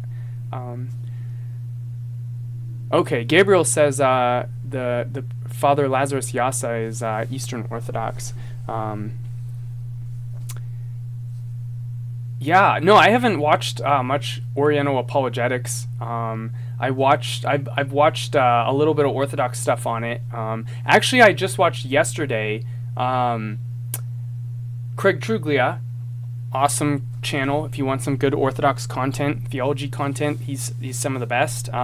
His book on Job was phenomenal. I love Job, and I've read several different works and content on it, and if anyone wants to learn about Job, I would recommend Craig Truglia's book on Job. You can get it on Amazon. It's not very expensive either, but goes through the whole thing and breaks it down. And I finished it being like, I would add like a couple details of my own thoughts, but he covers so much and goes so much deeper than I've ever seen anyone go. And so if you want a really short work on Job, go on my blog, thaddeusthought.com, writings tab, and there's a blog post called Understanding the Book of Job. That's a very short summary of, I think, what is an Orthodox approach to Job. But if you want the longer stuff, go read Craig's book. Between the two of those, you don't even need to read anything else, in my opinion. So anyways, yeah, well, I watched Craig Truglia. Sorry, I'm off on a tangent here. I go off on tangents, but I try to make them directly related, and that was like only loosely related. Anyways, Craig Truglia did a video on the history of the schism with the non-Chalcedonians, and it was really good. My one complaint was that it was a little bit like he expected, like you would kind of, not that he expected it, but you kind of had to know a little bit of the history already. But even if you didn't, you could grasp most of it. And yeah, and it's pretty. I mean, I would be absolutely curious. I don't know if I would actually take the time because I'm lazy and I have so much content I want to view, but I would be very interested in hearing like the Oriental Orthodox response. But yeah, it's kind of I don't know. What I have heard from the Oriental Orthodox, I've not been convinced by. And it took me a while to even understand what the issue actually was. And I had to get to a level of understanding that I could explain it to our high schoolers, because I teach high school Sunday school at my parish.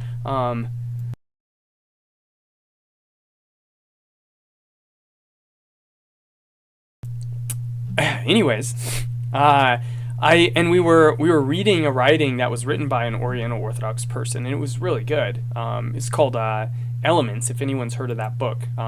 Really, really great book series, but I wanted to explain to them like why we're not the same church as them, and part of it is just the schism. Like when you hear Craig Truglia's history, it's the schism itself. They went into schism, and they were in the wrong, and they were not following the rubrics of the church. But also their theology was problematic. And all of our saints, people that try and say, oh no, we agree, and it's just semantics. It's like our saints say it wasn't. It's that simple. Like, if you're Orthodox Christian, it's that simple. Our saints say it was not semantics. And so I thought it was semantics for a while, because I had heard other people say that, and I just believed them. But once I heard the quotes from multiple saints saying it's not semantics, their theology was wrong, and they went away from us. They chose to depart. I was like, okay, well, that's like, you can't have your cake and eat it too. Like, our saints are holy. And so, yeah. Let's see here.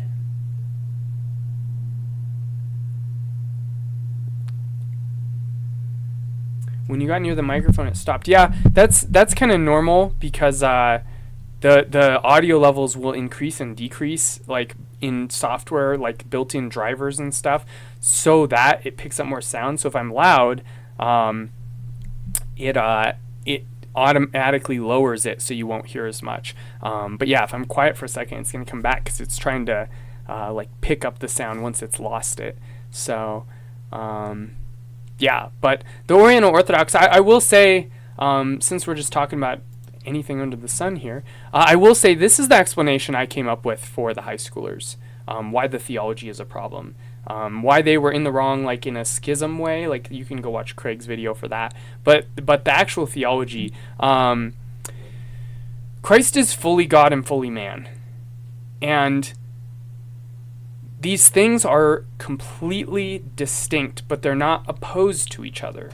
That's like the basic thing you have to understand. They're distinct. Like, they're not things that can mix together, but they're also not opposed. So they can layer perfectly over each other. Someone can be fully God and fully man. And that's like a basic thing that's in all the fathers, is that they lay on top of each other, they apply to a person perfectly, and then but they aren't realities that would mix together. It's, you can have a dog and a little girl, but you don't get the Full Metal Alchemist hybrid where they merge together. Anyways, horrible. And that's not the bad analogy I use with the high schoolers. And anyone who hasn't seen Full Metal Alchemist has no idea what I'm talking about. It's a very famous dark scene from one of the most famous anime of all time. Anyways, yeah. So every non-Chalcedonian Oriental Orthodox is like, Edward. Sorry, I'm really stretching this joke out. Anyways, so what I said to the high schoolers is saying that because of these two sides, I might have say I have this trumpet, and I say the trumpet is blue, it's painted blue, and it's also, when I play it, it's loud, it's very loud, and so we could say that this trumpet is both blue and loud, but I wouldn't say something wild and pointless like blueness and loudness unified into something new, like unified in there. It's a unified thing called loudness, like the unified nature, the unified descriptions of this thing, whatever. It's not a perfect metaphor. Attributes are not the same as like the essence of being man and the essence of being God, but it's close enough to understand it this way, at least the logic of it. They're two distinct things. It is blue and it is loud, and they're perfectly unified in the trumpet, that it is both blue and loud. But you don't say blueness and loudness like in any way united. It's two. It's always two. Like, if you're talking about blueness and loudness, that's two different things, and they're unified in the thing, but in themselves are distinct. So there's no mono, there's no mia, like the two terms that can be used. There's two. Like, there's blueness and there's loudness. He's fully God and he's fully man, and there's nothing that's like the natures themselves of what it means to be God and man, like, somehow merged. In the person, he's both things, but not the natures. Like, it's just like, you don't even understand what a nature is if you're saying stuff like that. And so they are not things that like mix together, like liquids. They're not like sound and color don't mix together. And so, yeah. Anyways, but that's so they're the theology, I would argue, is wrong. And there's a lot more depth to it than that. But I think that that's a good, at least like really shorthand approach. But let's see. I feel bad because I talk about these topics, and then people in the chat while I read some new topic, and then I'll go back to the old topic, or I might even forget what we were talking about. But anyways, yeah, if anybody has questions about the Oriental Orthodox, feel free to post about it in the chat. So Murdoch says, does artistic expression of your personal journey qualify as teaching? For me, it's a pretty introspective process and deeply personal, but I do share it. I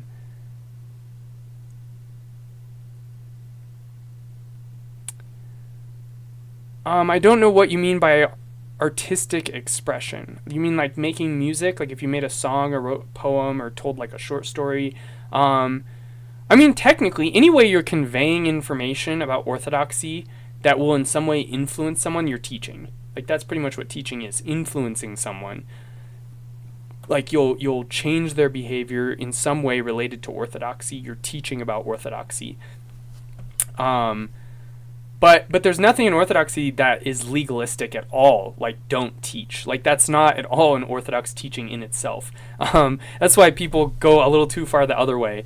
But like that's why I said earlier, like be humble about teaching. But as far as it being really personal, yeah, I think that varies from person to person. I'm a verbal processor. I'm a very open person. I have like almost no secrets. Like people on the internet know almost where I live. Like I live a block from my parish, and everyone knows what parish I go to. Like I can't imagine that much of what's in my like confession would surprise anybody. I mean, like awful stuff for sure, but I don't know, that might be a weird way to say it, but yeah, like I'm a very public person, and I don't feel bad about that. But I also, if someone feels like they shouldn't, I know some people who are very public people and they like judge people for not sharing, and I know some people who don't like to share and they're like, you shouldn't be open like that, and I'm like, why not? And they're like, well, people, that's like private, and it's like, why? Like, explain it to me, because I don't feel any of that. So unless you give me a logical reason, if I don't feel what you feel, and you can't give me a logical reason, why, like, no, I don't agree. But I'll give you room that, like, maybe it's valid for you, but, so anyways, maybe someday someone will give me a reason. I could think of some small ones, but, JT Gamer says I'm autistic with no car of my own because I'm not allowed to have a license, and he's the priest trying to get transportation up to his parish for me. Yeah, that's awesome. That's one of the great things about contacting a priest is they'll often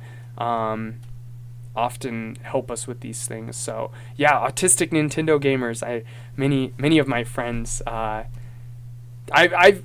taken some tests for autism, and I let's just say I passed with flying colors. None of them were like an official diagnosis or anything, and I don't really care. But I have a lot of sensory stuff. I have a lot of like OCD kind of quirks of like things need to be this way that I like feel a lot of guilt about. So and I'm thankful for whether I'm autistic or not. Like when autistic clients come to me in my coaching, I definitely understand how they feel to some degree. So yeah. Even a lot of the girls that I'm like, oh, you're autistic? Oh, okay. Okay, this is a trend. I like autistic, logical women, but I like them to still be like gentle and considerate and sensitive. Let's see here. Murdoch says, I asked because I think it wouldn't be considered teaching. Yeah, it doesn't really fit in a box really well, because it's like, to some degree it is teaching. I mean, you could put something bad in art and influence people in the exact wrong way that like everyone is worried about when they say catechumens shouldn't teach. So it's really about like how much it's going to affect and guide people, how much you're confident that it's orthodox, how comfortable your priest is with it. And that doesn't mean you have to run everything by your priest, like every single detail. We're not monk. That's a monk thing to run everything by your priest. But if your priest has blessed you to make art, well, you're under your priest's teaching. It's that simple. Like me, my like teaching presence, like I'm teaching for sure. My teaching presence, Father Paul gave me a blessing. Like he said, you can do your coaching and you can talk about this kind of stuff online. My last priest was the one who originally gave me the blessing, who actually told me I should blab on the internet. So probably he wanted me to humiliate myself because he saw it was full of myself and needed to open my big mouth where people could be like, shut up. So it's like it doesn't fit in a box, but I mean it's about humility above anything else. That's most important.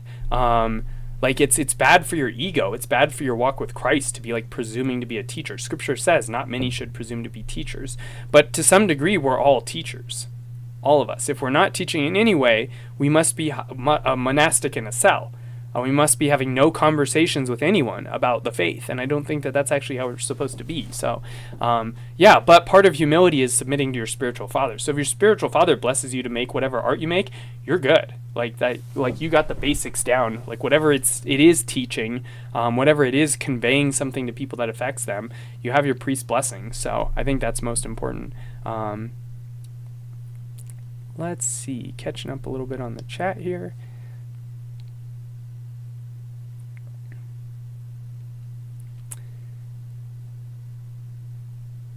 Gabriel says, yeah, I'm not Oriental or anything. I'm just pointing him out because he's currently getting a lot of attention, potentially might bring people into the OOC. Yeah, that might, Father Lazarus might be the reason that, like, Craig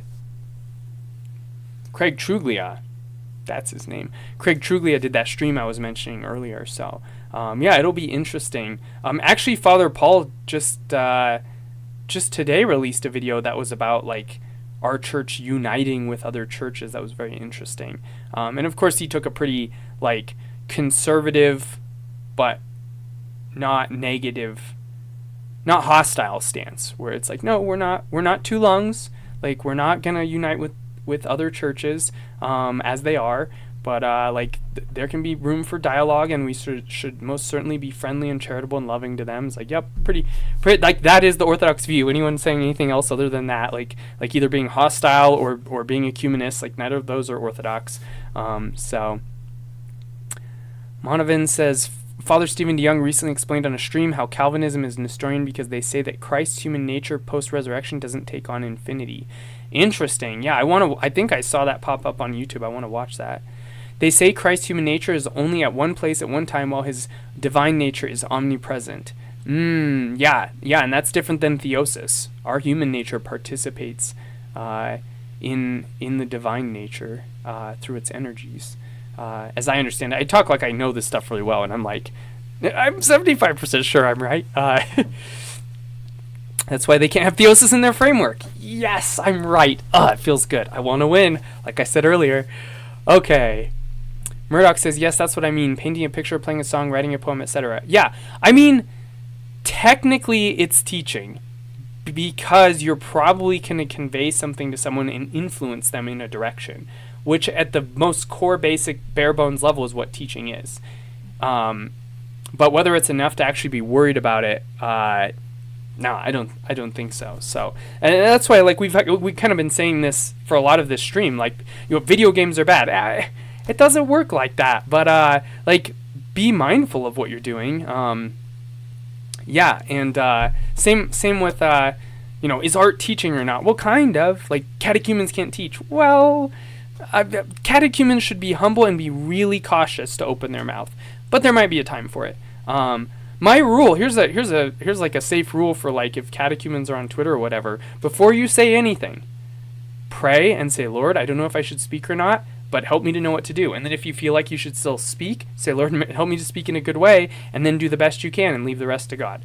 That's a lot better rule than catechumens don't teach, but that should shut mouths a lot of the time. And the reality is we should all be like that. Some people, like, are more gentle, some people are more blunt. I talk about this a lot.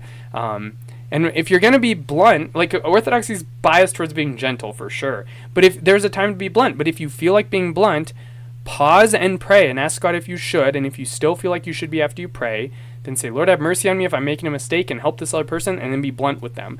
But most of the time we're being blunt, we don't do that. We don't consult God. We do what we want, and then we rationalize it afterwards. That is not good. That is always bad, even if it was a good time to be blunt. So, like, that's Phariseeism. Well, it was a good time to be blunt. So, what about your heart? The thing that actually is the whole reason you're on this earth, to address your heart. Yeah, so, anyways,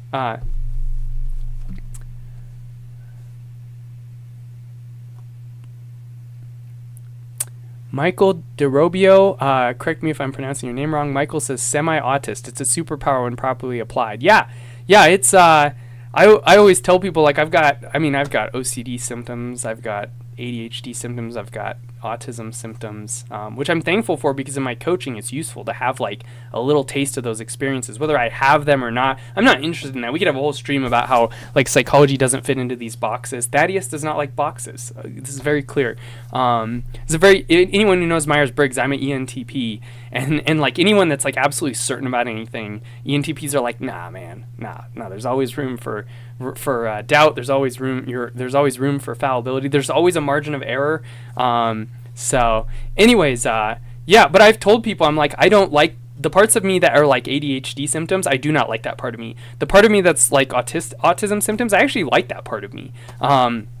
Like I like those things. Maybe I don't like the fact that I don't like overhead lights. Like this is bright for me. Usually I don't have the lights on like this. It's actually not that, on the video it looks brighter than it actually is in here. I have 3 lamps on and it looks like my overhead light is on in the video. But yeah, usually I have like this one little tiny lamp over here and then one little lamp over there, because I don't like bright lights, and I don't like certain sounds, like they really shake me. Anyways, so I guess those are autism symptoms. But JT Gamer says, do you think the Protestant world is hemorrhaging? Yeah, and I don't want to be triumphalistic. Like it's kind of heartbreaking, but it's also good. Like it is good. There's so much I could say about that. But yeah, Protestantism doesn't meet the needs of the heart. That's the simple version, and that was my experience. Protestantism is mostly for the head and mostly for catharsis, mostly like comfort.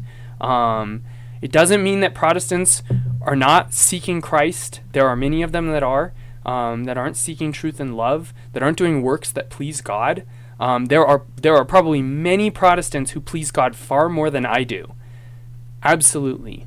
However, my favorite word for it is they're spiritually malnourished. They've lost a lot of the like health plan that the church, that Christ taught the apostles, and the apostles passed on, and we protected in the Orthodox traditions. They don't have those things. It's like not knowing that you need like an entire food group, and you're going to be malnourished. And so like, and you think that other things that are healthy you think things that are unhealthy are healthy, like the rock shows, and equating that with worship and motivational stuff and shame and beating yourself up, and like you really miss a lot of what's really important. And so most of it's like listening to songs to make you feel better, listening to intellectual teachings to stir the mind, listening to motivating speeches and music so that you are motivated to stop sinning, which is not the same as relying on Christ. That's actually stirring your own energies within yourself to be your savior, and that's actually a form of pride. And I don't mean arrogance. Arrogance is thinking you're so great, but pride is self-reliance. Arrogance is a subcategory of pride. Every sin is a subcategory of pride, because every sin is trying to pursue something beautiful without God's help. And so, but if you don't realize it, like it's not as blameworthy. Like God understands that, like if you're taught by someone wrongly, then you might be engaging with pride, and you're sincerely innocent of that to some degree, and God will have mercy on us. Like versus where when we know it's a bad thing and we do it anyways, like that's a much deeper pride and a more obvious pride. And so yeah, God will factor that in. But anyways, like it's spiritually malnourishing. And something people talk about a lot is when you're Protestant, if you're serious about your faith, you go to Bible college. You go to Bible college or something, and you become like a minister. And you become a minister, and apologies, there's a good number of chats coming in, so I'm a little, know that if you send a chat, I'm going to try and respond to all of them. But I focus, it's going to be it'll be, some number of minutes. So especially because JT Gamer asked me a really good one. Do you think the Protestant world is hemorrhaging? A lot of people will note that if you're really serious about your faith, you go to like seminary or Bible college or whatever, and you get into ministry and become a pastor or something.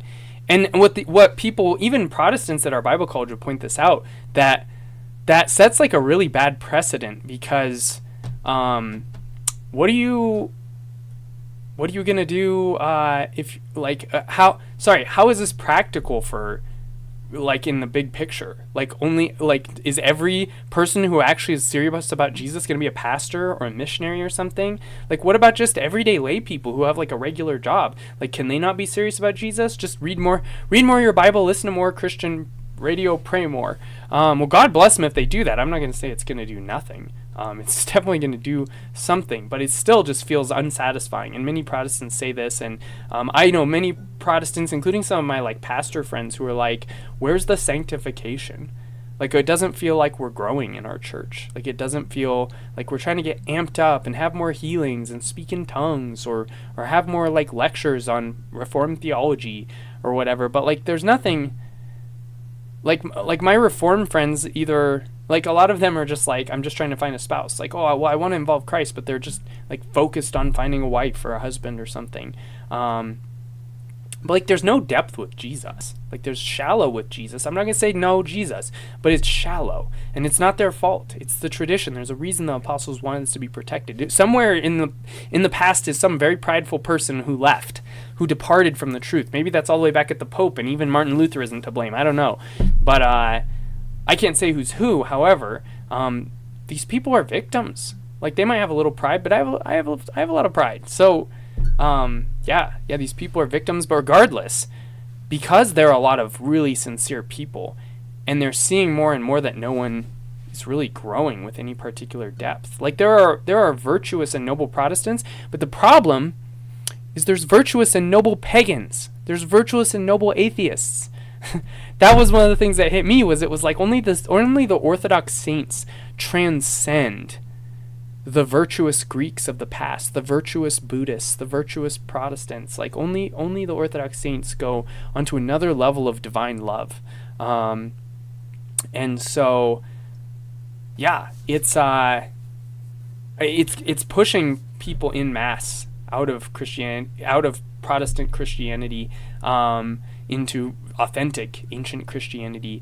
But you also have what's going on with even stuff like if anyone wants to fight about it, I don't want to fight about it. A lot of people may agree with me, but if you follow some of what Candace Owens, I don't even like Candace Owens, but she's digging up good stuff regardless. I know people are like so enraged at her, but she's digging up what she's called Operation Mocking Pastor, which is that a bunch of many Calvary Chapel and evangelical pastors are like military people and ex-military people, and they don't talk about it. That's what's suspicious. It's like, okay, so a handful of people from the military or Calvary Chapel pastors. It's like, no, a bunch of them, and they have sex scandals, and they never talk about the fact that they were like high-ranking military intelligence officers. They were high-ranking like psychological warfare people, and you can go look up their records, and they don't talk about that. That's what they did. And now now I decided I'm a pastor and an apologist on YouTube, and it's like, yeah, they're infiltrated, and then they're like, you have to support this political movement and this war and all this stuff, and it's like, what's going on? What's going on indeed? So that's pushing a lot of people away. That's causing the hemorrhaging too. Getting back to your question, JT Gamer. Yeah, there's just a ton of reasons Protestantism is hemorrhaging. Muslims and Mormons are hemorrhaging because the internet exists, because you can easily research them online and find out they're wrong. But I think Protestantism is starting to hemorrhage because people are realizing how weird it is to not know history. And so, yeah, I could add more to that list, but there's several things right there. So, Dr. John Danger says, something I have kind of learned through my walk is the greatest teaching any of us can do is through action before word. Yes, a person is body and soul.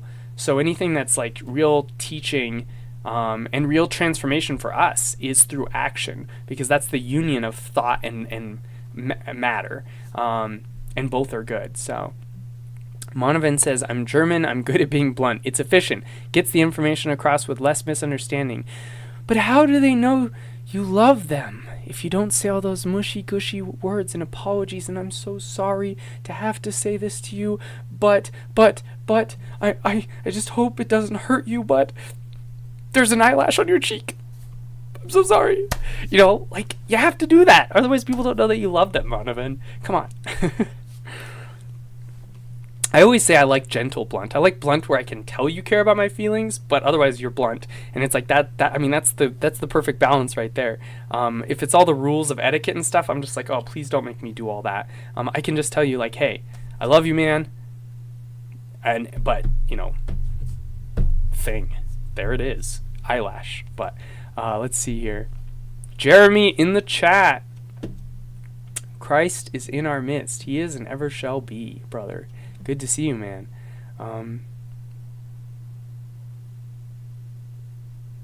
Asking questions to deliver an answer from the mouth of another is also rather better than telling. Interesting. Yeah, I did that. Let me know if this is not what you're talking about, but when Father Paul was on, I think it was Cleave to Antiquities stream, I sent in a super chat to ask Father Paul a question, and Father Paul made fun of me, of course. He was like, why did Thaddeus said this? He could have just asked me in person, and he already knows the answer. Obviously, I was asking it because I wanted the audience to hear the answer. And they literally, like, people all clipped what he said and said it was amazing, which means that I'm amazing because I asked that question, and I paid $5, which I'm not made of money going out doing $5 super chats. Jeez, if only Father Paul really appreciated how amazing I am.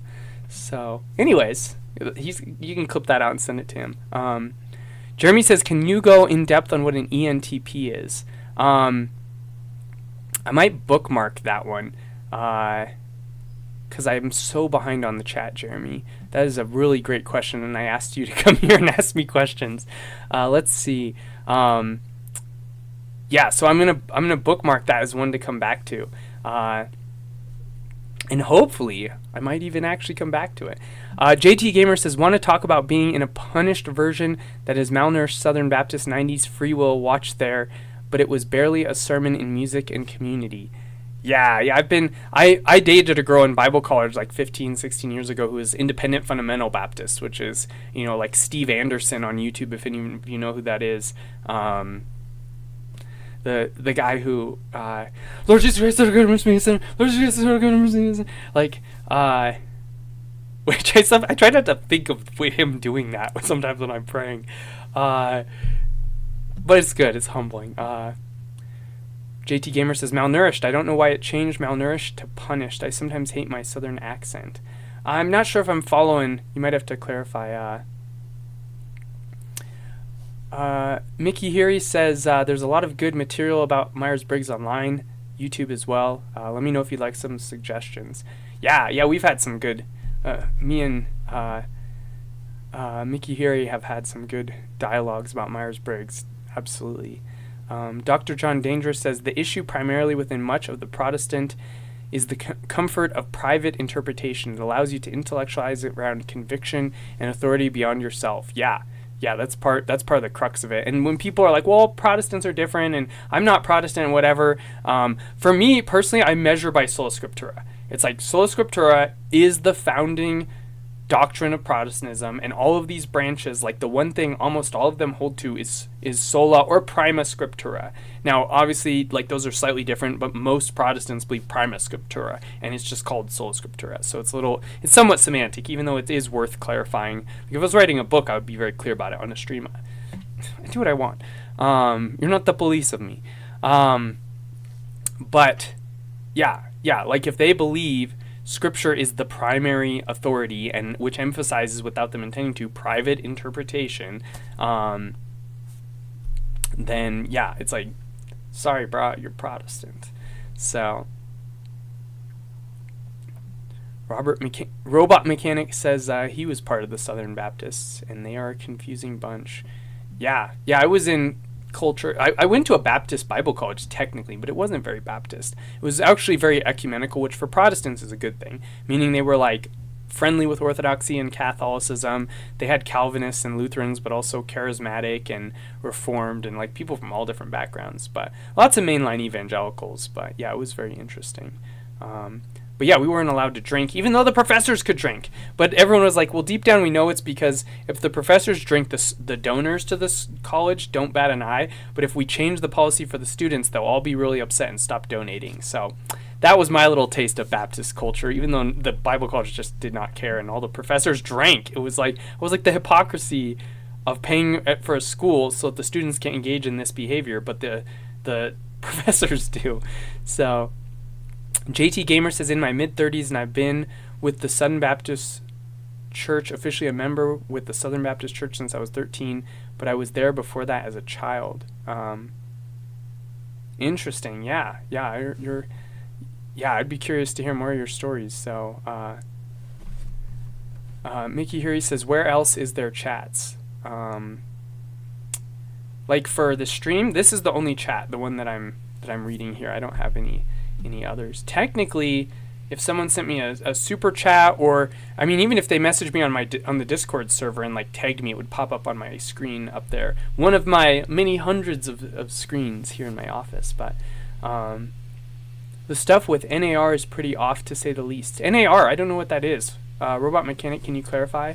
I might know what it is, and I just don't know the acronym for it. Dr. Danger says German too. It is genetic, yes.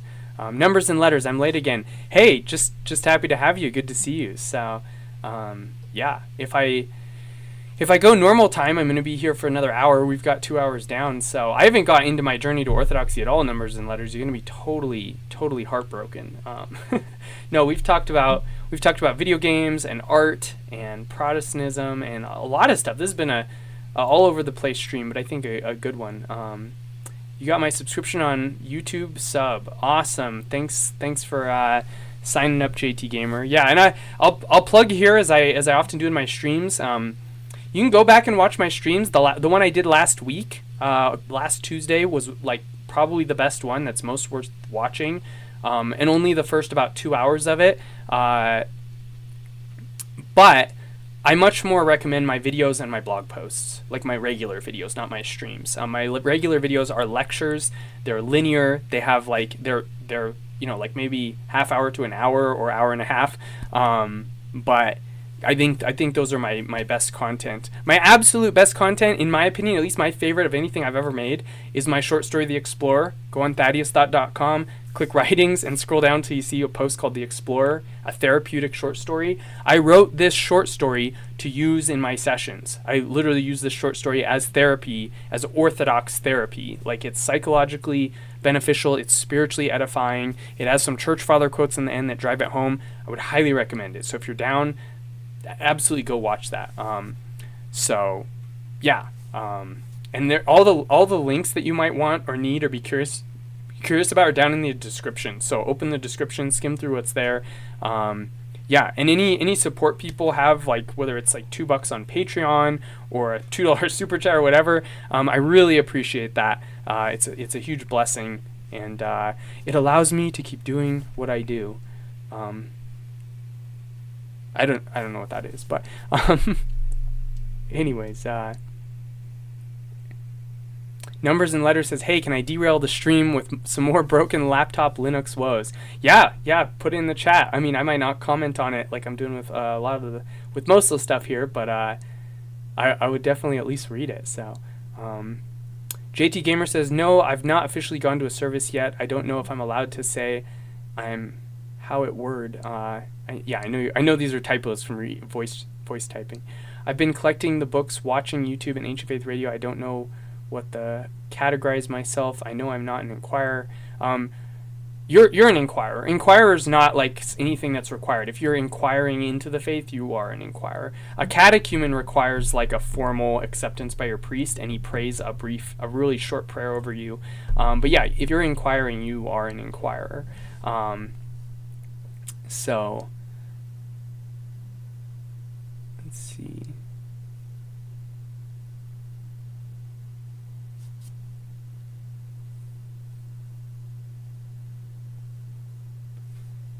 So the chat, I think, is just just enough. I'm not fully understanding that last message there. How to frame the video that just do a book collection and don't officially call myself that I'm going into Orthodoxy, or how should I frame the video? Oh, are you doing a video about your journey to Orthodoxy? Yeah, I would say you're an inquirer. You're inquiring into Orthodoxy, and yeah, I think some of the best content out there is often people who are on the journey, who are like, hey, this is, neutrally, like I'm not trying to defend orthodoxy, but here's what I'm noticing and why. Here's what I like. Here's what I don't like. And then we can tell you how wrong you are. But yeah, it's good content. So Monovan says, you missed my joke. Oh no, post it again. Where was it? How far ago?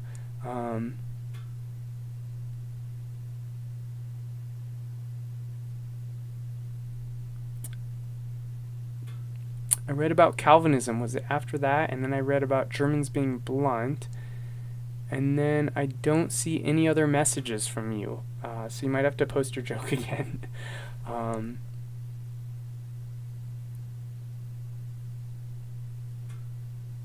Oh, numbers and letters, you're totally right. Completely agree. You should, like, lots of laptops, if the screen is busted, people will just turn them into a desktop computer by attaching a screen. Like, just like straight up rip the screen top off, and you just have the bottom of a janky laptop hooked up to, VGA. Yeah, I was like, not DVI, not DisplayPort, VGA. Yeah, I guess HDMI today, but yeah, I remember as a kid, people with these laptops that when they just plugged a monitor in, because they broke their screen or something, like throw a controller at it, whatever. Radical Rodney says, how is it being Orthodox living in the heart of Mormonism? I'm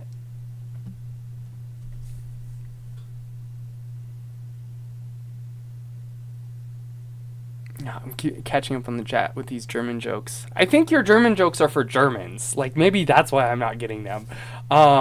Maybe I haven't hurt enough people to understand German humor. Now I'm making German jokes. Being Orthodox living in the heart of Mormonism, it's one of the things that people don't realize, and then I'm going to get to Murdoch's question, and then if there aren't more, I'll get to Jeremy's ENTP question. But living here is interesting because from what I've picked up, especially from the weird questions people ask me about living here, but also some like things I've heard from random people, 20, 30 years ago, especially like back in the 70s and 80s, you were either Mormon or you were an outsider. Like, you could live here, it was fine, but like, you knew who all the Mormons were, and then there were the people in your neighborhood who were not Mormon. Now it is a bit different than that. Mormonism is normal here, but it's not, I don't want to say it's not mainline, because it's still pretty popular. I live 5 blocks from their temple, from Mormon Mecca, as I like to call it. And which is cool because I live near my block from my parish, so my parish is like a block even closer. No, same distance. But yeah, like we're very close to the temple, and we have a lot of Mormon converts at our parish. But the problem is that anytime any religion that is very built on sand, very weak foundation, does not have good arguments, not easy to defend. As time goes on, and I would say this honestly, I think this happens to all religions. It's happening to Catholicism and Protestantism. It's definitely happening to Mormonism. It's happening to a lot of nominal Muslims, even though it's not quite happening with them. It's happened to Hinduism about 150 years ago, Swami Vivekananda. And that, what I'm talking about, is going into like a more perennial mode. At first, you have your cult, your group, whatever, Rome, remember back? I remember reading back the times when they said all not under Rome were damned. That's a teaching in multiple, like, popes, and I believe Thomas Aquinas said it, like, through post-schism Catholic history. Now, they worship the same God as Muslims, and they're even starting to suggest that Hindus worship the same God, and Protestants are separated brethren. Orthodox have, you can commune at Orthodox Church from the Catholic perspective, not from the Orthodox perspective. But this seems to happen a lot. Like, you start off really hardcore, and then you pendulum swing to being way too loosey-goosey, way too kumbaya, ecumenist, whatever, almost perennialist. And so Mormons, if you press them too hard on their doctrine, they will, like, and point to things outside of Mormonism contradicting it. A lot of times they will double down on, like, oh, well, there's truth everywhere, and they use that as a way to deflect. And so, yeah, it's very interesting because they want to be called Christians too. They don't want to be Mormons, and then there's Protestants, Orthodox, and Catholics. Like, they want to say, we're a member of the club. Like, golly gee, like, it's very interesting, because the perennialism is growing. Like, they're not saying all paths are the same, but to defend themselves, they're minimizing how much Mormonism is the one true church kind of thing, which Joseph Smith was big on that. Most of Mormon history was big on that. But it's becoming very nominal here. And Salt Lake City has the biggest pride parade in America amongst conservative Mormonism. And that could very much be a conscious infiltration, like powers that be encouraging these events here and encouraging them to be big as a counter signal to the area. But I also think, and it's probably both of these things, I also think it's just because Mormonism is not very strong. Mormonism it does not have depth. It doesn't have depth of history. It doesn't have a depth of theology. It doesn't have a depth of spirituality. Protestants blow it out of the water. Mormonism has a lot of not full-on brainwashing. It has a little bit of like control culty things, but it has a lot of like mild, what I call cognitive dissonance insulation. Perennialism is one of those things where it's like you're just creating things that you're not trying to win members, you're not trying to be aggressive, you're not trying to like attack people if they leave. You make it a little hard. You got to go to your bishop and tell him like, hey, take my name out of your books. Your family is upset that you're not going to be in their celestial family in heaven. There's certainly some control things, but it's a lot of things just to like not let Mormons be uncomfortable. So we're the true church. But then if you present things that are like, oh, well, this seems like a better teaching outside of Mormonism. Oh, well, there's teaching everywhere. That's just, they're not trying to, their arguments don't convince anyone but themselves. Protestants and Catholics and Orthodox, we use arguments that like change other people's minds. Mormons only have arguments that are for them. Like their apologetics is for them. To feel better and feel good about Mormonism. And they use arguments that you can tell. Like on Orthodox Twitter, I debate Mormons once in a while and get into discussions with them. And they are some of the gosh darn nicest people. Like on Twitter, I don't know if anybody saw, but I was debating a bit with Sola GPT, this Mormon guy that uses Chat GPT and Grok to have debates. And it is some of the worst arguments and apologetics I've ever seen in my life, to the point that some of it he posts, I'm like, I can't believe you didn't, like, when you took that screenshot, you didn't cut out that's actually what you said to get that prompt. Like you're like, it's so obvious. It's like self-brainwashing type stuff. Like you're asking Grok to come up with arguments for your side. You're not asking Grok for proof. You're asking it to create an argument so that you can justify believing what you want to believe. It's like, it's so weird. However, after talking to him and even being like a little blunt and belligerent, being like, dude, this is nonsense. Like I don't mean to insult you, but like you're very bad at arguing. Like you need to take a debate class or something. And it hit me. I was like, this dude has never like, I try really hard to not get personal, but that's a little personal. Like, I mean, I'm trying to be honest objectively. I'm not trying to insult him. I'm trying to be like, look, dude, like, if there's any ability for you to listen, like, think for a second and listen to me. Like, consider maybe you are using really bad arguments. But I noticed, I was like, he has never once been personal or vicious to me. Like, never once has he gotten personal, never once has he returned fire. He just continues using his really bad arguments, but he sticks to arguments. And I was like, I actually, like, I made another post after, like, hazing him a little bit, like, on the timeline. But I made a post being like, look, for all this stuff, even, like, I think he has bad arguments, the dude is, like, genuinely, like, not personal. Like, most of us, like, Orthodox, Catholic, Protestant, we haze each other. I'm known as like a nice guy of Twitter, and like, I'm not as nice as this guy at all. Like, despite my effort and the saints saying to be nice, like, and me having to help with Orthodox Church, like, he put me to shame. Like, and so yeah, it was very interesting. And and I always tell people, I love living in a Mormon city. I thank God for it, because the people here are either authentically really nice or they're fake nice, which still means they have to be nice to me. and that's good enough for me. If everyone has to be nice to me, even if some of them are fake, but I mean, you could kind of tell with a little time who the real ones are, and so then those are the people I'm going to be friends with. But still, it's like nice to have everybody have to be nice to you. Like there's no downsides to that. Like I mean, as a man, I can still challenge myself in ways, but I don't need to have anybody force it on me by being a jerk. So, like, yeah, have everybody be nice to me, and then I can, live the level of asceticism that I choose to live. What's the saying? The man who has himself for a spiritual father has a fool for a spiritual father. Anyways, that's beside the point. But okay, back to the chat here. Feel free to ask any more questions about Mormonism, but. Numbers and Letters says, unfortunately, MSI or NVIDIA or whatever doesn't want that to happen. Yeah, the drivers with those, I have had problems too. Murdoch says, Orthodox therapist, what is your approach to treating / addressing actual OCD, especially if it's connected to trauma? Yeah. Ooh, that's a heavy one and a deep one.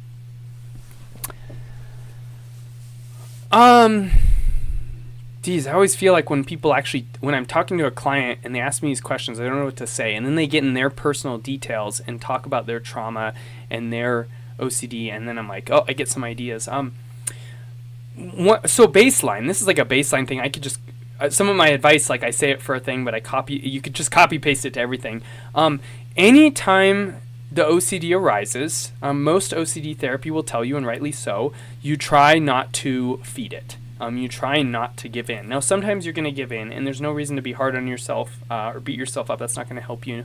But you fight not to give in, to not feed it, while balancing it with that self-gentleness. And sometimes it's better for your mental health. It's like, okay, just organize the dang cups, dude. Like it's fine. Like you fought and you did your due diligence. But also, I tell people, adding a layer onto that, pray, of course, pray, but prayer in anything like intensely psychological, any pain, any joy, any like compulsion, whatever, praying in the middle of it is the most powerful and effective, because that's when the heart is like open. The heart is open, like in the middle of pain, for example, the heart is like cut open and it hurts. But that's when the surgeon has the most access to reach inside.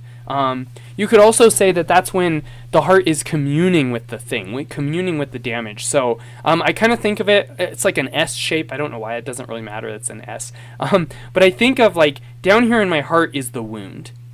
And then communing with my noose, even though that's also the heart. But the damage is communing with my noose when I'm in pain. Like I could have cancer, but I'm not actively experiencing the cancer unless I'm having a symptom, like a tumor that hurts or a headache or something like that. And so like some kind of spiritual wound, psychological wound, those are the same. The moment that they're hurting is the moment that it's like your soul is communing with them. Well, when you pray, your heart, your noose is communing with God. And what that means, like in this symbolism of mediators, actually that's what a symbol is, two things that bring together. So it is literally a symbol. Your heart is literally a symbol. If the pain is communing with your heart and you pray, which brings God down to commune with your heart, the pain and God meet in your heart and they interact. And that's where the holy physician can work. So prayer in the middle of something like OCD compulsions, Mother Silouan of Vlad encourages us to pray in the middle of pain, and I think OCD, it's a pain of its own, completely applies. Like if you have a migraine, saying like, Lord, I want this migraine to go away, like I'm trying to drink water or whatever it is, or figure out what's causing the headache, or not eat that food again, I don't know what it is, but Lord, use my headache to soften my heart. Accept my headache as a prayer. That's how she words it, like turn the pain into a prayer. Lord, allow this pain to soften my heart, and as much as is your will, heal it. But most of all, whether it's healed or not, use it. And that's a really key theme in my coaching. I talk about this once in a while. Traditional psychology is about fixing the thing, alleviating it. That happens a lot as a byproduct in Orthodoxy, but that is not the goal, and that is not guaranteed, and we'll get very discouraged if that prosperity gospel type view is our view. what we need is, and we also don't want to do the opposite, which is like the Catholic self-flagellation. What we seek is the will of the Father, and what we need is meaning. When Job goes through all the horrible stuff he goes through, he doesn't ask, give my stuff back. God, give my kids back. Give me, take these sores away. The one question he doubles down on, because it's related to him and understanding God and being close to him, is he says, why? Why did this happen? And that's what we need. So it's most important to understand why God would even let this happen in the first place. And that's something that is a treasure of orthodoxy, that Protestants and Catholics might tell you free will, and they might say a little about God using sufferings. It's in the scriptures. But like orthodoxy really dives into the science of this, the spiritual science. And so we really need to see, especially through the saints and their writings and teachings, and through a practice that we can actually enter into, we need to see the purpose and meaning of how to use our pain in this way and tap into it. Because I give the example of, like, if you're a single guy, it's a lot harder to go to work and work some laborious job versus if you're married and you have kids and you can remember them. It's still hard, but it's like, they're going to smile tonight when I bring home like the bouquet of flowers and the toy for each one of them. And having meaning for suffering is so key. And so we really need that. But I think we'll find those two combined, one seeking that meaning and then actually applying it by praying in the moment of OCD and compulsion and giving it some resistance, even if we eventually have to give in anyways, like I said. If there is a ability to heal, I think that will heal it. Like it will, and maybe it doesn't make it go away entirely. Like a lot of my problems that I struggled with, I always say that they went down by 2/3. And I'm kind of borrowing this from a saint, but also my actual experience, that like when you bring the spiritual life into these things, it does calm them down. Maybe they don't go away, but they're not as inflamed. That's what I often use to describe it. They're not as inflamed. And of course, connected to, in your question, connected to that is the trauma, and the trauma is similar. Like sitting, there's good psychology stuff about sitting and feeling what you feel. Like if stuff comes over you, if you feel it in your body, somatic experiences and somatic psychology, feeling that and praying, in the same way. It's like, Lord, and I have this pain, and enter into my heart. Use my pain. Thank you for using it, Lord. Use it to soften my heart. Use it to stir me towards a greater compassion towards other people. Seek orthodox purposes, spiritual purposes in your pain.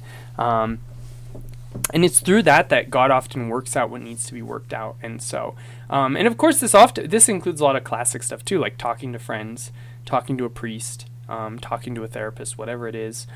Talking to mentor type people in your church, taking what you're feeling and making it manifest in some way that it can be expressed physically is a very primal human thing. This is why people are verbal processors. This is why people process with art, journaling, etc. Part of being a human is, and this is related to art too,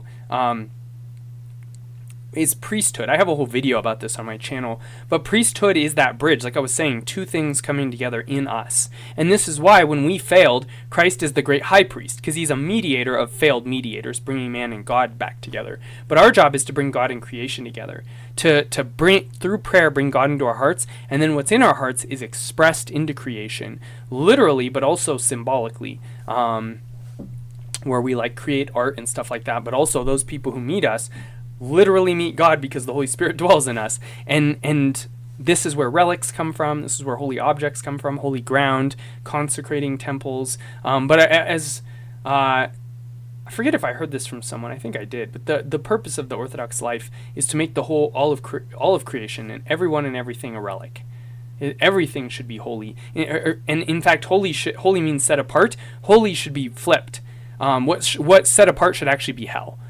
Since this whole world is fallen, what's holy is the righteous things. But as we unite, as we pray our prayers in the liturgy and live the life that the liturgy infuses into us, that should flip. That the whole world and all of creation becomes righteous and filled with the grace of God, and then the holy, the set apart, is actually the evil. It gets set over here, not to be part of creation anymore, cast into the fire. Anyways, so this is expressed everywhere. Like, art is taking what's in my heart, taking what's going on inside of me and infusing it into the world, and that makes it feel complete, because that's what we're built for. So we're using this like spiritual priesthood reality sometimes just for healing, which is all right. We infuse what's going on in our heart with a physical object, or sound waves, or in some way it takes form, in some way it takes an action. I love someone, so I run up and I hug them. Like, it needs to come out, and that's both art and that's therapy. And on top of that is the Trinitarian reality, which is that we want to connect with other people. So that's secondary, but that's also equally important. Like, it's secondary, isn't it? It's another category. But like, having someone else hear what we said, having someone else connect to our art and enjoy it and understand it and understand what's going in our heart because they heard our art. I've written a couple poems like that where I like read them to a friend, and they not only liked the poem, which was very satisfying, but they were like, yeah, you put that really well. That is how that feels. Wow. Like, that's such a satisfying thing for for anyone making art of any kind to feel. But therapy is the same. Like, therapy, whether that's like a literal licensed counselor or life coach or some other, or like some made up thing like what I do, or whether that's like a priest or a friend or something, talking to people is this also. Like, not only should we take the grace of God and express that, not only do we need to sometimes just express beauty in general as art or pain, but sometimes just straight up talking about pain. Priesthood becomes how therapy is done. And this is why your priest is a priest too, because he's bridging you and your pain with Christ, and also why therapists have become like pseudo priests of the new age, the secular society, the religion of the future. Yeah, feel free to ask more, Murdoch, but that's kind of like my cursory response. Yeah, and with that, I guess I'll add one other thing. I mean, again, it's simple. Like, some of these answers I feel like are just like, not like deep and profound, but they're useful, bare minimum.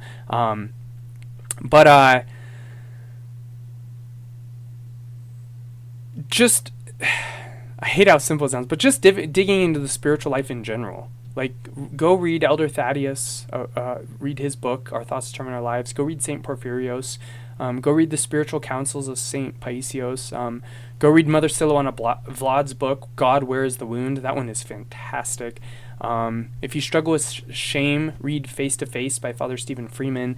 If you struggle with pornography, go read From Object to Icon by Andrew, I forget his last name. But yeah, like, reading the spiritual books especially, and searching your heart and looking at what's going on, and maybe like journaling or talking to someone, even just a friend, like, that in itself is powerful. And the more you know what's going on in your heart, the richer your prayer gets. I heard my first priest, I was asking him his thoughts on psychology, and he said, I wish a lot of my parishioners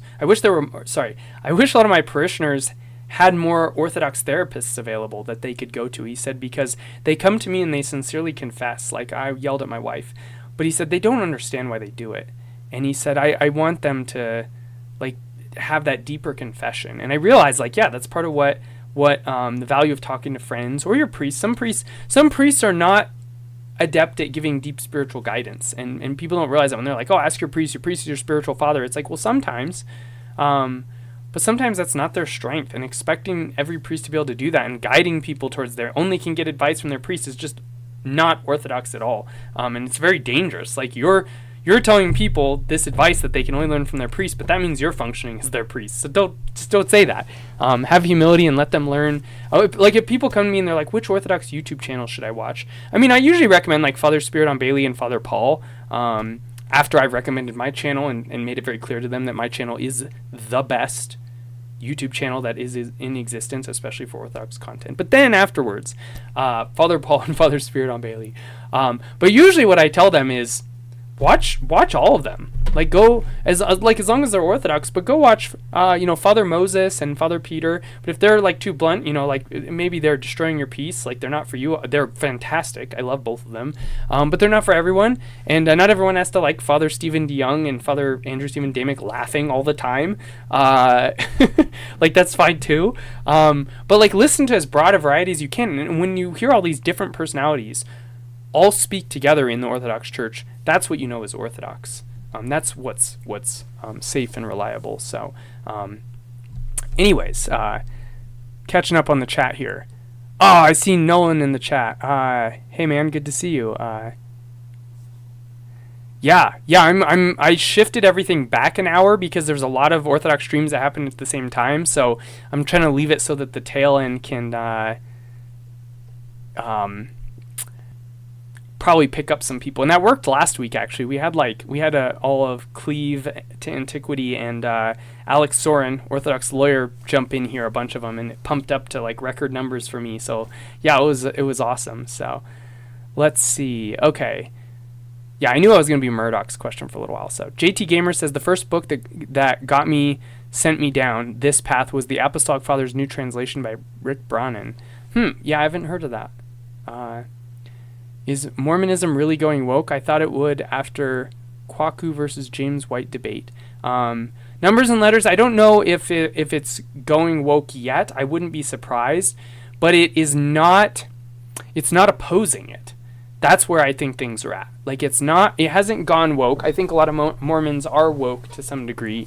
But it's weird because like the conservatives and liberals are here, but they don't fight as much because of the nice Mormon culture. You're not going to have Antifa stuff here like in Portland. This is not really a city for rioters. So that's good. That's very good. And I think like the leftists here would not want it any more than the conservatives, but it's almost like this like dormant tension, and you don't even feel it. There's not really a tension, but you're like, these people in this city disagree. Like you still see that like division of like, oh yeah, there's like leftist, feminist, pink and blue haired people and whatever, and there's some like trans. There was like a very mild like trans protest I saw one time, like a bunch of people up at the Capitol. But yeah, it is a fascinating culture. So JT Gamer says my second book is Justin Martyr, First and Second Apologies. Nice. Yeah, Justin Martyr's awesome. I tell people if they're doing research, picking up where the apostles left off is the best. The Bible is lots of history, the number one genre, I would argue. And one of the big themes is don't forget what God has done. And then to be Protestant means to not remember what God has done in the age of the church, your own age, and only remember before that. And to be Catholic is, they wouldn't agree with this, but it's to only remember the last 1,000 years, or only the last 50 since, the Vatican councils, depending on which Catholic type you are. The ones who read Aquinas at least kind of go back a bit.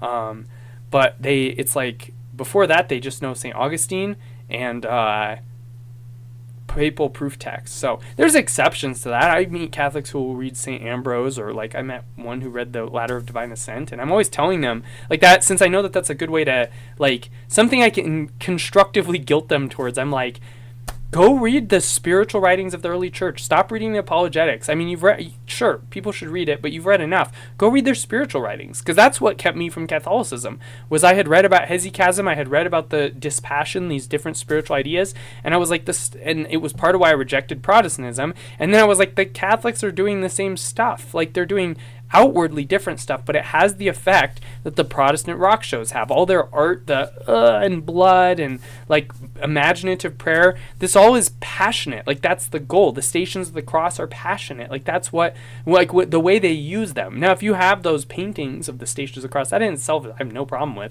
but like the problem is what they're doing is like stare at the thing until you feel emotional enough about what your sin does to Christ, and then that'll motivate you to obey. That's not obeying Christ. Like, that's not having him being your righteousness and your fuel. That's why for us, it's the exact opposite.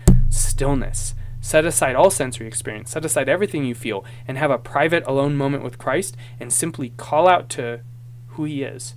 Lord Jesus Christ, Son of God, have mercy on me, a sinner. And the saints talk about it. The goal is to get all sensory experience out. You can read St. Maximus the Confessor, for example, talking about this. And instead, the practices they do now are all sensory experience in. But anyways, I'm off on a tangent here. But yeah, pick up where the scriptures leave off. That's what I tell most of my Protestant friends. It's like, look, do you realize that the apostles, you know how Jesus intensely discipled the apostles so much that they said, what he taught us couldn't fit in books? They went and taught that to people. They trained them personally and intimately for decades. And we have the letters of those people, like St. Ignatius of Antioch. So, like, if you think the apostles at all did a competent job, even semi-competent, they weren't perfect, but like, if you don't think they completely fell on their face, you should be able to have a pretty good reliance on the writings of their students, especially if they bear fruit, especially if you can see holiness in their text, that these people love Jesus. And you can. Most Protestants read St. Ignatius and they're like, this is beautiful. So you can definitely pick up from there and read some of those writings. I'll usually tell people, if you want to learn about Orthodoxy, I mean, I say that because a lot of people feel like they need to do their intellectual due diligence. I did, and so that's why I started there. But if you're like, I just want to learn about Orthodoxy, the best place you can start is spiritual writings of modern saints, and especially the gentler ones. Like, probably best if people don't read St. Joseph the Hesychast first, where he like beat his leg with a cane or something when he was tempted with lust. Good story. I know a lot of people who like that's why they picked him for a patron because of that story. But like obviously I'm a little biased and we're reading this on the channel, but like this is a phenomenal first Orthodox book. Our Thoughts Determine Our Lives, Life and Teachings of Elder Thaddeus of Vitovnica. I can't recommend this enough. Everyone should get and read this book. Like everyone. I will take the globalists and the Zionists and the people who make country music, and I will take this book and I will tie them down and make them listen to me read it. Everyone, literally everyone should read this book.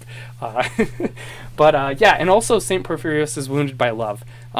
Those are like two great places to start, because the Orthodoxy is incarnated. Like I talked about, it's incarnated in action, in spirit. And so reading the life of a saint, especially a saint who lived in your times, is some of the most valuable spiritual reading you'll ever do. Now, it's absolutely valuable, like I was already saying, to go back and read, the Ladder of Divine Ascent, On the Incarnation by St. Athanasius of Alexandria, the Life of St. Anthony. If you want to read something from the earliest Christians that is like really valuable, the Life of St. Anthony, also by St. Athanasius the Great, is phenomenal. If people ask me, like, I want to read the earliest writings, what should I read? I usually say the Letters of St. Ignatius of Antioch, the Didache, the Life of St. Anthony the Great, and then a little while later, but like really just good next writing is On the Incarnation by St. Athanasius. And read the version that has the C.S. Lewis intro, because it's awesome, and it'll make you feel even more convicted that you should read Christian history writings. It's really good. I love giving it to Protestants to see if I can plant some seeds in there. So yeah, but those are, like, in my opinion, the two best places to start. And there's good catechism books where it's like an intro to Orthodoxy. I already plugged in the stream. I cannot recommend, JT Gamer, if you're down to consider this recommendation, I cannot recommend Father Paul, My Priest Catechism enough. Search Father Paul Trubenbach. If you spell it close enough, you'll get it. Father Paul Trubenbach Catechism. It's so good. I cannot explain to you how great of a place it is to start with Orthodoxy. So if you're just learning online, go watch that. You will not regret it. It's the best intro to Orthodoxy that I have ever encountered. Okay, continuing on, Radical Rodney says, I'm really behind here. Radical Rodney says, I'm behind here. Now, I'm in the wrong chat area. You can't be Christian if you don't believe in the Christian God. Sorry, Mormons, but you can't just believe in Jesus. What's really tough about that, I don't disagree with you, but what's really tough about that is it's like, how much do you have to get wrong? And this is something Protestants will dispute, and I don't think we should even play the game that they do. My brother-in-law years ago said, I don't want to major on the minors. And poor guy, I drag him through the dirt telling this story all the time. But he agreed. The story is not embarrassing him because he agreed with me. But if he disagreed with me, there's nothing more embarrassing than disagreeing with Thaddeus. Many have made that mistake. Suffered the consequences. He said, I don't want to major on the minors. And I was like, I agree with you. But where do you get the list of what's major and what's minor? You haven't solved the problem if you don't have that list. And he came back to me later and he's like, that's fair. That's fair. I don't know where I get the list, where you get that list for that. But I told him I agreed, like, that is a good principle. You gotta have a source for that. Like, what's the list? And the Orthodox Church is the list. Now, does the Orthodox Church make this linear list literally? No. But it does reveal to us, like, a generally safe, like, you live the life of the church, you'll have an adequate idea of what is major and what is minor. And you can always ask a priest or ask somebody to give you spiritual guidance on it. But, yeah, it's tough. So like, I related to this is what I'm trying to get at. Like, how much do you have to get wrong about God before you're not a Christian? And I don't think there's an answer. I don't think I don't think Orthodoxy has clear doctrines on that, because it's like, if you're wrong, you're wrong. Like, if you disagree with any of the doctrines of Orthodoxy, it's already wrong. There's a way in which only Orthodox Christians are Christians, because a Christian is someone who follows the teachings of Jesus Christ. And so if you're missing a couple of those teachings, are you a Christian? How can you be if those are part of Christ's teachings? But, like, an Orthodox person gets one of those wrong, okay, cool, they're not a Christian at all. Maybe it was an accident. Like, it gets complicated. So it's hard to really, once the ring isn't Orthodoxy, how do you decide where to draw it? And I don't think you can. And now, I think having an opinion or having a conviction about, like, these are who I'll call Christians and these ones I won't, that's fair. My rule is, I probably draw the same line you do. I usually say, Catholics and Protestants are Christian, but not in the way Orthodox are Christian. And then I probably don't call Mormons Christians. But, I think it's fair also if a Mormon said, well, isn't a Christian someone who pursues Christ and tries to know them, even if they're wrong? I might concede that. I might give that to them. So it's really hard, because I think we go by our gut and then we make these definitions, and our gut may be right, but we're still going by our gut. And it's like these things are not, once you actually try and make a case and appeal to evidence, I don't know that we actually have this good evidence for our stances, even if I end up having the same opinion you do. But yeah, I'm, like, hesitant to just be like, sorry, you got this detail wrong. Sure, Protestants and Catholics got those details wrong, but you also got this one, so you don't even get to be in the category as them. Well, they're more wrong than the Catholics and Protestants, absolutely. But yeah, it's hard to, like, decide these labels. So, yeah, it is an interesting topic to explore.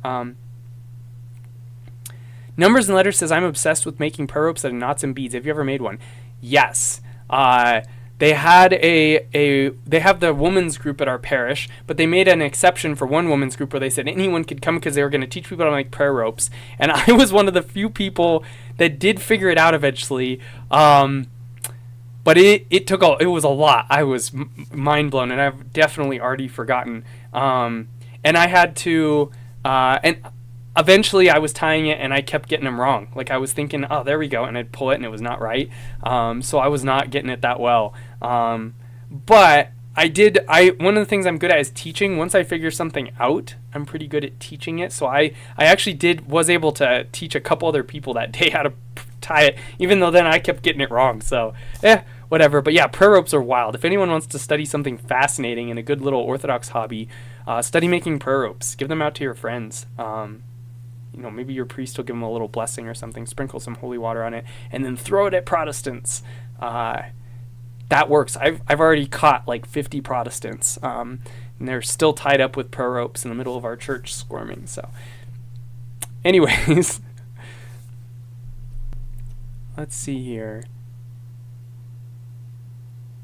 Oh, nice. JT Gamer might grab one of your prayer ropes, Numbers and Letters. Yeah, you guys should see if you can get connected somehow. Numbers and Letters, are you on my Discord server? JT Gamer, I don't know if you are, but maybe you guys both can get on the Uncompromising Mercy Discord server. I think it's linked down below. Is it linked down below? I don't know. As anyone can tell, I'm pretty behind on the chat still. So, let's see. Pray for the Mormons so they can escape the lies of Satan. Amen. May it be blessed. It's so awesome to be part of a church that is participating in that. Mormons are Googling church history, being like, what the heck? Mormonism can't be true. And then they're like, it doesn't look like it's Protestantism. And they're like, it's Catholicism or Orthodoxy. And we get a lot of people who are Mormon, atheist, go to the local Catholic church and start the RCIA program, their catechism classes, and then see red flags and go, I'm going to go look at Orthodoxy, and then end up converting at our parish. There's a lot of those, like, specifically. A lot of people just ending up in our church. I'm going to guess half our parish is ex-Mormons. It might be a little less than that, but we've got hundreds of people. We have, last I heard, 150-ish catechumens. Yeah, 150. So it's the only parish I know of that has more in America is Father Josiah Trenum. So maybe someone else has more. Anyone who knows could tell me in the chat. I know there was like several hundred that were received last year in the UK at one parish, and they had to get other parishes to help them. I don't even know how you do that. Go to a different parish. Our parking lot's full. We're trying to find a building. Go. If you have extra money that for some reason you didn't send to me, go to Saints Peter and Paul Orthodox Church, Salt Lake City. Google it and go to our website and donate to the building fund. Because we're raising money to build a new building, and you are helping out the Mormons. So if you give me money, maybe you'll help out the Mormons. But yeah, donate to the parish fund. Let's see.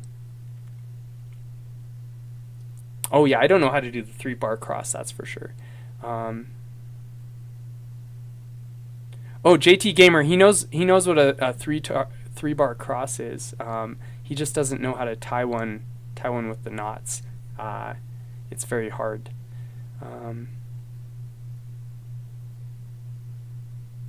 Let's see. No, still behind. Murdoch says that OCD answer. Can I clip that? That was powerful. Yeah. Feel free to clip that. Where are you gonna post it if you're still here? I would love to like retweet it or share it. Facebook, Instagram, Twitter. You can always send it to me and I'll post it everywhere. But if you do the work of clipping it and you post it somewhere, I'm happy to share what you posted. Retweet or whatever. So, let's see. Mickey here, he says, I was sad to see the beef between Jay Dyer and Father Seraphim Aldea, of whom both I enjoy. I think anyone that's like in my sphere who, what did my friend call? Someone came up with a term for my followers. There's Dyerites and Hillites and all these different terms. Thad spawn. Yes. Anyone who's following here are my Thad spawn. But I think anyone who's a Thad spawn is in the boat with me of just like, I hate this drama. I hate these conflicts. Like the devil loves these kinds of conflicts. These are his pride and joy, his bread and butter. He pushes them. He tries to make them happen. And I'm someone who's also, and people take that be like, Thaddeus is all about niceness. I'm like, I'm all for criticism. Like if you're a big personality, you can get criticized. Like I'm never offended. Or I hope I'm not, but I formally at least welcome all criticism. Just be open to like me responding and maybe saying like something that actually explains it away, and you're like, oh, okay, I'm not going to criticize him anymore. But yeah, like it should always be the case that like people are open for criticism, and it's like insults and beefs and that kind of stuff. Like, I mean, I love beef. I know it's Lent, but having beefs with people, not cool. Like it's just so sad. How blessed it is when the brethren dwell together in unity. That verse is like near and dear to my heart, and it should be for all of us. Like we should be willing to suffer to not have any of these conflicts with people, and if we can suffer to end them, we absolutely should. I know some people who are like, I don't want to see drama. Don't bring me drama. And I mean, it's good for us to avoid it, especially if we get really triggered by it. But the better thing to do is to see is there any way that I can suffer in a way that I can help end this drama. That's a better goal, if possible. If you're like, I'm so angry every time I go on Twitter and see this, I get enraged. It's like, okay, take a break. Accept the humbling. That's good Lenten practice. But if there's any way we can unify people, apologize, reconcile with them, that's so key. That is literally like the beginning of Lent is like, before we go into all this time in Lent, we have multiple weeks that is the theme. The Pharisee and the publican, the prodigal son, the expulsion from paradise, the judgment Sunday, like all judgment vespers, forgiveness vespers. Like it's all about this. Like don't you dare go into Lent and not realize this is the whole priority. Everything else is about this. All the fasting, all the prayer, everything is about this. So, but I also know that people have problems and concerns, and I know that I'm pretty sure he's very public about this. I heard it from someone just who had heard it on one of his streams. But Jay had a lot of like I think his dad was really awful to him, and that makes him a guy like it's just hard to hear criticism. And then Jay gets a lot of it. Like, I mean, even watching Jay has his problems. I have my problems. We have our problems. But watching Jay in the Tim Gordon debate, Tim was making it personal. And Jay, the most offensive thing he did was call Tim a goober. And I was like, call him a goober again. Like, Thaddeus chose violets. Like, I was like, call him a goober. I laughed my head off. It like warmed my heart. I was like, Jay doing his gosh darn best. Like I loved it. And Tim's like, you always do this. And I'm like, ugh. Like that is narcissist behavior. It doesn't mean Tim's a narcissist. Let me be extremely clear. But that is narcissist behavior. We all have narcissist behavior sometimes. But like, yeah, like no, Jay is making arguments. He's actually making really good ones. Like, and you can't answer them, so you're flipping to a personal attack. Like, no. Cut this out. So people are ridiculous to Jay. Jay has had problems in the past. I mean, anyone who knows my history with him knows that we've had some problems, but I'm not going to talk about that. Don't need to scandalize anyone anymore. But anyways, I think the main point here being, it hurts my heart, and it should hurt all our hearts, and we should be willing to suffer. So,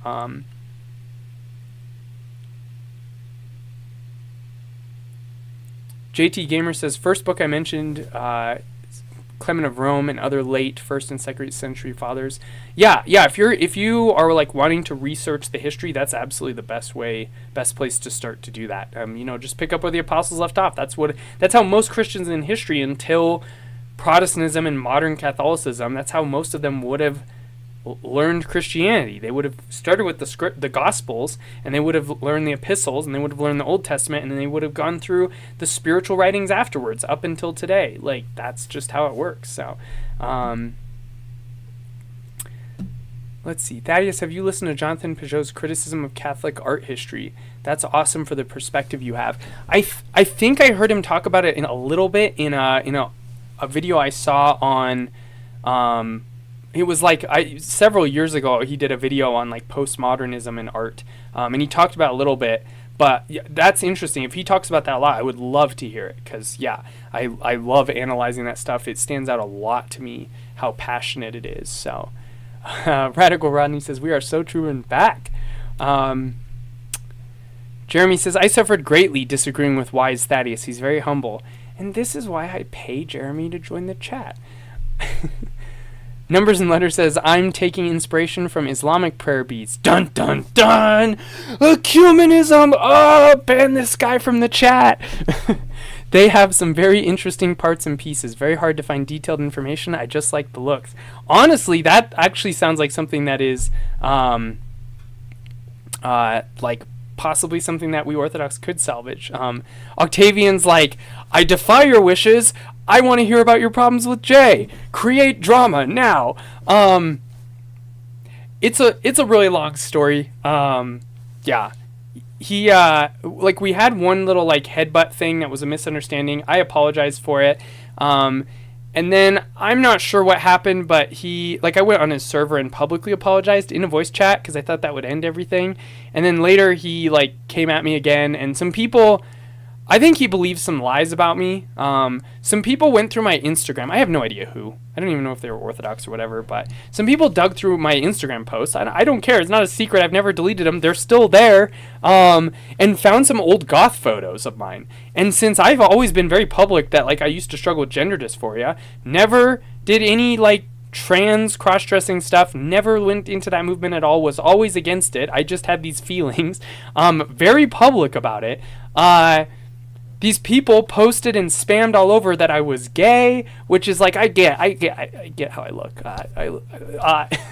They were like, he's gay, he's a cross-dresser. It was literally like me with like black lipstick and like goth makeup on, and they were like, that's cross-dressing, and I'm like, that's not the same thing. If you think people shouldn't dress up in goth outfits, that's fine. Being goth, like wearing a goth outfit to an 80s night, is not being trans. Like that's retarded. But yeah, that's how they took it. And then Jay was like, Thaddeus exposed. We found this. This is what I wondered if he was like this. And so he kind of like hopped on board, and other people did too. I got like hazed and harassed for a couple years, and it would go on and off. Like every several months this would happen. Andrew Wilson was going to come after me, and then we talked, and he realized like, okay, this is not what I thought it was. And then he was very kind to me and didn't do any of the hazing he was going to do, because he believed it too. Everyone believed it, and they all trust each other, so they like once one of them's convinced, they all believe it. But Jay a couple years ago apologized to me, like publicly, and we've not had any conflict since. We kind of go our separate ways, but I've always been a Jay fan, and it was really heartbreaking when I was going through that stuff. But yeah, God used it to really soften my heart too, because I had to learn how to pray for someone and love them while they're like causing you stress. But God worked through all of it and like really convicted me. He's like, you should have just trusted me, like instead of like thinking you had to defend yourself. So it was a really good lesson. But anyways, I consider myself a Dyerite. Like I'm a Jay Dyer fan, and I feel like the more years go by, this is the most important thing. The more years go by, the more you see orthodoxy sink in. To Jay, to me, to everyone, like you see him living the spiritual life. And so people trash talk him, and it's like, dude, like everyone has wounds, everyone has problems and struggles, but that dude, like the fact that he publicly apologizes is like the most respect I can have for a person. Elder Thaddeus says that if you have a struggle with anger, you should thank God or if you don't have a struggle with anger, you should thank God for that. But if you have a struggle with anger and you fight against it, you're more noble in God's eyes. And that applies to everything. Like we think that like, oh, the person who's the like nice guy on Twitter, oh, Thaddeus is nice to people. It's like, yeah, but I'm like built to be nice. It doesn't mean anything. Like it's the times like that we suffer. It's the times that it's hard. It's the times when we want to lash out at somebody and we don't. That's when it's hard. But when like someone's naturally nice, nothing wrong with that. But there's nothing noble about it in God's eyes either. It's the warrior. It's the one who fights temptations. Why is this new stuff popping up? Go away. There, it go away. That's who's noble in God's eyes.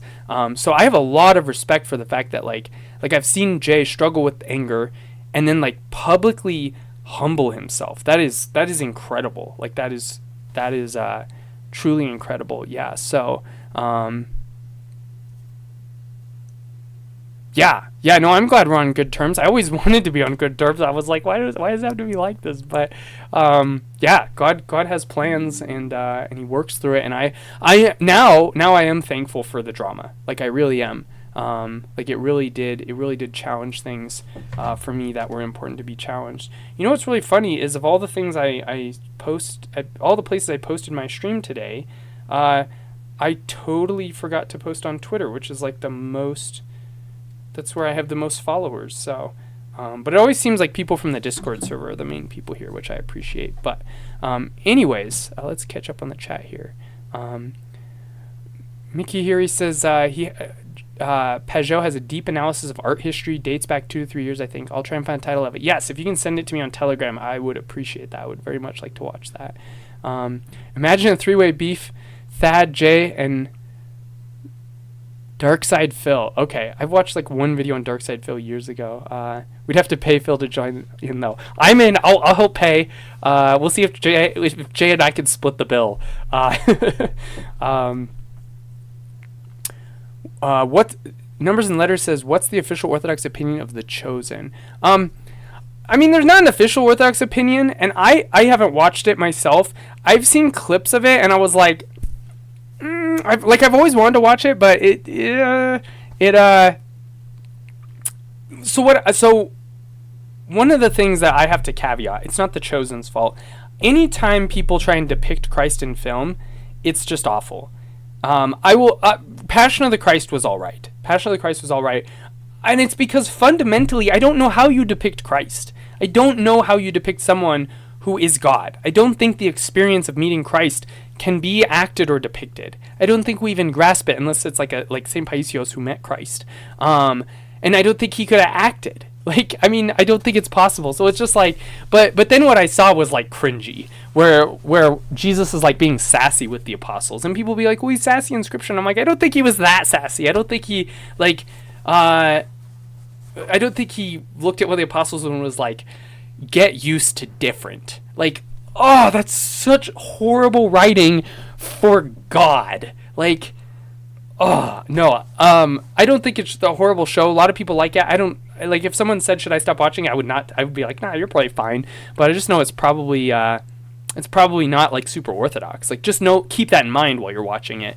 And I don't care that they like add some details as long as they're honest about that. If they're like, yeah, this story isn't from scripture, but it works. Like, if it's not a problem, I don't care. But yeah, it's like similar to the art thing and a lot of things we're talking about. It doesn't. It's like when people and this goes a little bit with what Miki Hiri is saying too about like how the art affects us and passions and dispassion and what Peugeot's probably talking about. It's, you know, people. I'll tell people like I don't like Protestant worship songs and all that Hillsong stuff and whatever I was raised with, and they're like, oh, because of the bad theology I know, and I'm like, no, actually I wasn't even thinking about that. It's because it's built to stir you. It's made like a U2 song. I would say, he moves in mysterious ways. It's not. That's She Moves in Mysterious Ways by U2. I just said he, so it sounded like a Christian, like a evangelical worship song. Like all their music sounds like that. Like, I will dance, I will sing to be mad for my king. Oh, these are still downloaded in my brain's hard drive. Format the partitions, please, Lord. Oh, Fortunate Son started playing and the Vietnam helicopters started going by and I had just like a moment. Okay, I'm not gonna sing the song. Some folks were born. No. Wow, I sang the song as a joke and then I butchered it. Some folks were born silver spoon in hand. So, yeah, whatever.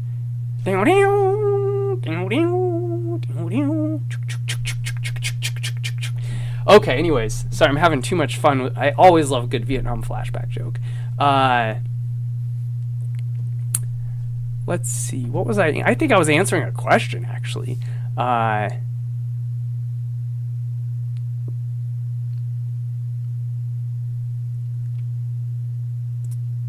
The Chosen, that's right. Yeah, it's just like the way that worship music affects you is not something that is good spiritually. And I'm not saying like if someone goes, like I have a couple of those Portland indie hipster gospel banjo songs. Go on YouTube. Wait, you're on YouTube. You could write this down in a note for later. Don't close my stream. Actually, I'm probably going to get going here soon. I should have said that a while ago because it's been 3 hours, which is the goal I usually try and hit, and then I like to wind down. You can tell I'm like really smushy right now. I'm a really smushy guy at this time of night. Wounded Healer by The Followers. I believe that's I think Josh White. Wounded Healer, The Followers. Actually, I can just like post this in the chat. Dude, can we just watch this together? I'm just gonna play this song. I know I gotta get going here soon, but because I want to. We're just gonna listen to an awesome Protestant hipster worship song. Like, this is true, like good music. It's like Sufjan Stevens type stuff. What's the other guy? Josh Garrels. If you've never heard of Josh Garrels and you want some like good Christian music, he's a wonderful Protestant musician. He's awesome. I'm not gonna do it. I'm gonna post this in the chat. I highly recommend you go listen to it. And also, if you don't know Sufjan, everyone should know Sufjan. And also Josh Garrels, like his song Rise by Josh Garrels. But this song, I just shared it in the chat. I'll even put the name here too. It's phenomenal. Like, if you like indie music, if you like Mumford and Sons, Fleet Foxes, anything like that, if you like Protestant gospel, like old Protestant hymns are genuinely good music. Like they're good music. Like Come Thou Fount of Every Blessing. Like these are, or what's the most famous one? Amazing Grace. Amazing Grace is a good song. Like I have zero criticisms of it. And it's actually like it's not that passionate thing I'm worried about. But anyways, The Chosen is kind of like that to me. And even like the Passion of the Christ, if you ask me, Passion of the Christ, thumbs up, thumbs down, I would say thumbs up. However, when the last time I watched it was like in the last year with some friends, and I had seen it early on in my Orthodox journey, and I had seen it long ago when it came out when I was Protestant, and it really bothered me afterwards. Like the whole time I'm like, whoa, this is intense. Whoa, this really captures the experience of Christ. Wow, whoa, this movie is so. And it was like when the credits rolled, I suddenly realized how disturbed I felt. How unpeaceful and unwell it made me feel. And yeah, it was let's see, just checking the chats here. It was because the movie is the Stations of the Cross. It's meant to highly stir and stimulate you with how graphic and intense it is in order to motivate you to do the things you should do as a Christian. I didn't even make it halfway through my coffee. 3 hours. My coffee cocoa.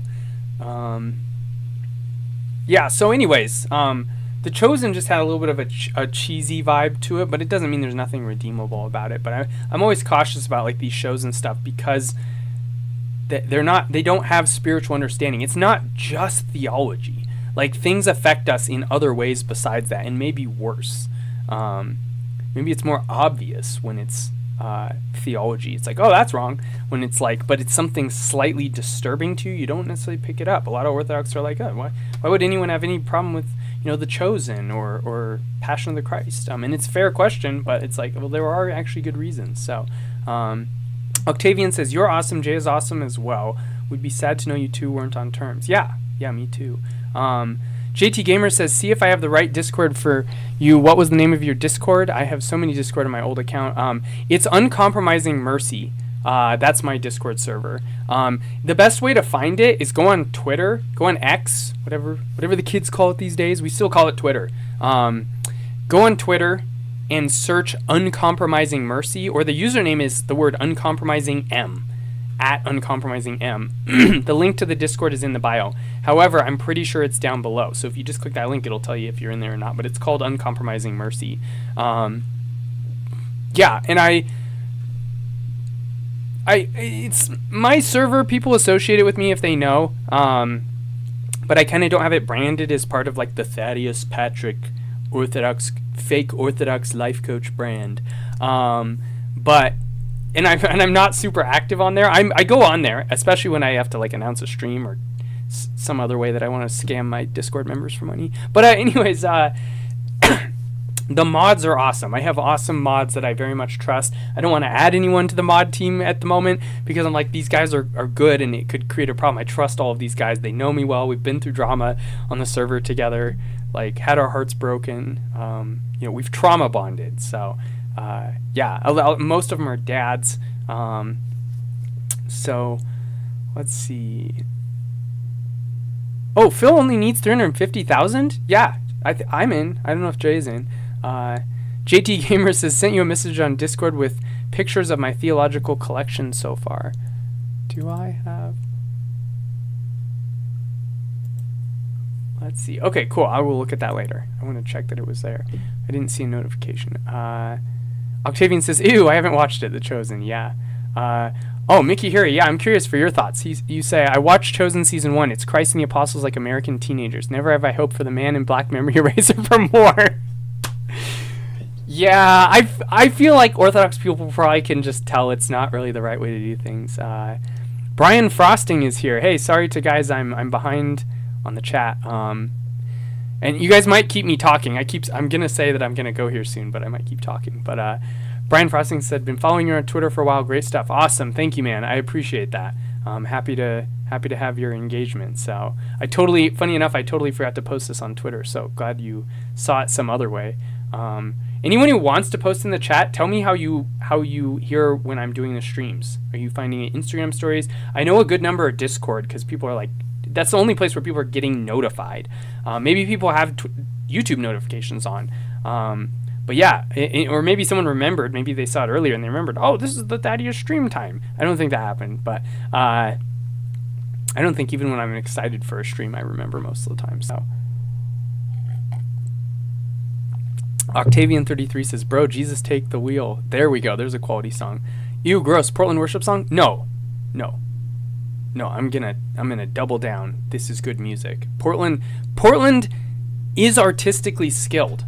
Like, despite Portlanders being weirdos and them having Antifa problems, you have to have the good with the bad. Like, Portlanders are very good at food. Portlanders are very good at music. Portlanders very much understand film, even if they do their weird indie films. Like, some people it's lost on, but there's still a skill there. But Portland Christians make good music. Some of the best music I ever heard from any semblance of Protestant was from Portlanders.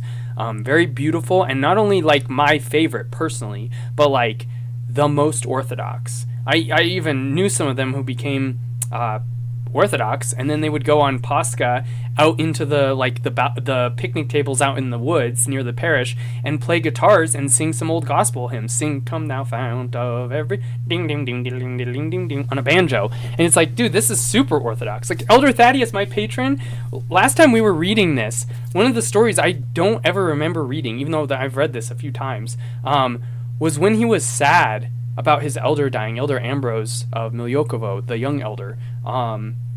He was in such grief, he took his accordion out into the woods and just played sad accordion songs and cried out to the Lord and lamented how much he loved and missed his elder. And if you go read the life of his elder, it doesn't say that in the book, it was a painful death. Like, he died from a bullet wound that he got when he was like a young adult, and now he's like an older guy in the monastery. And so it was with him for years. And so it's just like brutal. But yeah, like how I imagine the joy, or like if you go watch Father Spirit on Bailey, like back when he was young and he's like in the like Grateful Dead shirts and he's playing songs on his guitar, like that's like the closest you get to Portland Protestant music. It is actually the best Protestant music. So no, you should have this in your brain, Octavian. This is totally like, I mean, I can't say for sure that you would like it, but trust me, this is not, it's the bad reputation people have for Portland is lacking nuance. Let's put it that way, because I can't say it's wrong. But Numbers and Letters says, I like Rejoice, O Bethany. That's a Orthodox song though, right? Because we're talking about Protestant music. Rejoice, O Bethany probably is my favorite Orthodox hymn. So yeah, if you think Amazing Grace is legit, you might like Wounded Healer. But let's see. JT Gamer says, how many people in your Discord would be helpful for finding more books, like more stuff to help someone like me who's going into the Orthodox Church OCA to get right reading material? Everyone? We have about 400 members, and like lots of them are Orthodox. I mean, if you ask for a book recommendation anywhere in the Orthodox world, you're going to get a ton.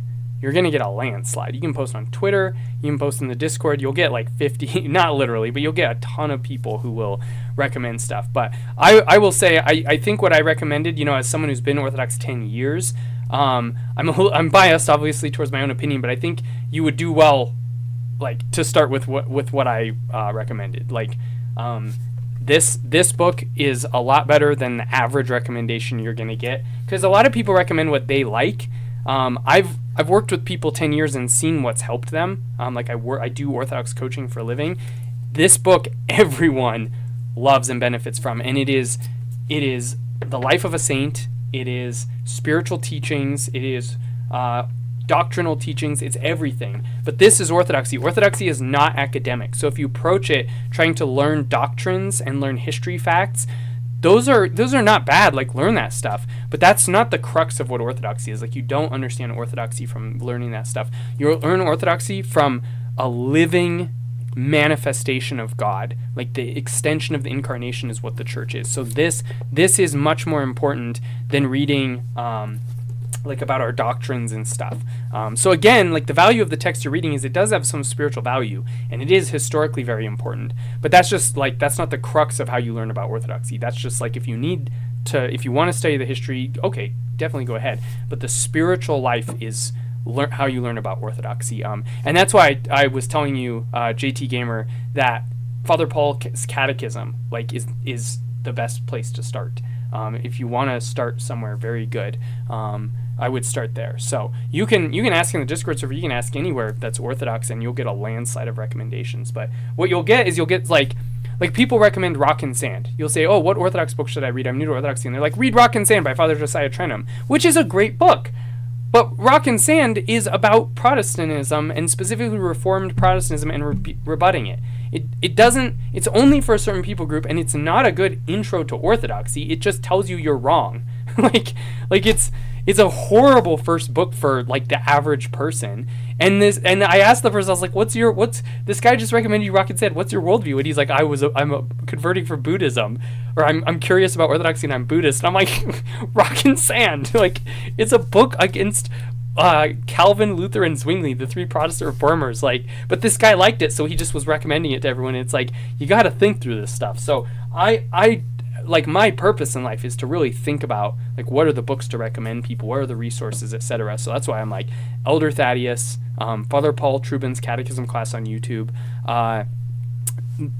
A third one, if you want a second book, The Age of Paradise by Father John Strickland. It's one of 4 volumes of a church history series. I would recommend all 4, but even reading the first one, I cannot recommend it enough. It is like you'll really have the best grasp, having read several different like Christian history books, and it's easy to read. It's not super dense or intensive. But yeah, if you're looking for recommendations, JT Gamer, I would say Elder Thaddeus's Our Thoughts Determine Our Lives, Father Paul's Catechism class, and The Age of Paradise, and the volumes after that, if you want to keep reading, which I would recommend. So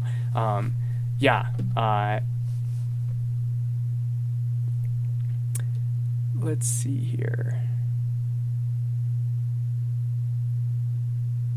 Octavian says, only good thing out of Portland lately has been gastronomic. I don't know Porty Orthos. I know I still know. Well, Portland's where I converted to Orthodoxy after I went through Bible college. I know tons of Portland Orthodox, and they are wonderful people. They have a huge Orthodox presence. They have like 15 parishes in the greater Portland area, and I've probably been to like 8 or 10 of them, at least 8.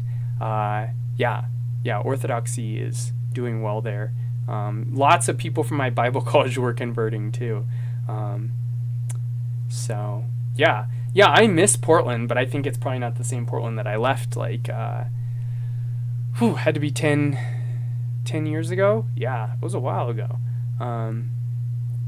So I think Antifa was getting crazy right after I left. But yeah, I mean, they had the weird LGBT stuff, but there was still so much there that I liked. They had a club that was like in a basement, and they had a DJ playing like 60s and 50s soul music, like Aretha Franklin and stuff, and Chubby Checker, like all these like 50s and 60s artists that were wonderful, and everyone dressed like hipsters, which fits in that culture, very like modest, and it's just people like, like when you watch 50s and 60s movies, and they're just like doing the twist. And it was so wholesome. It was so fun. You could take your parents there, but it was like, a lot of young people still. It was so cool. I wish so badly there was something like that around here in Portland, but there's just like dumb mainstream clubs. And there's one goth club, which I've been to a handful of times with some friends from church, for their 80s nights. But I miss Goodfoot in Portland. If you're ever in Portland and you want to go out and do something fun, I know that's a low probability that this applies to anyone here. Goodfoot, if it's still around, absolutely go to Goodfoot. Especially, I think it's Friday nights is when they do like the main soul nights. So, anyways,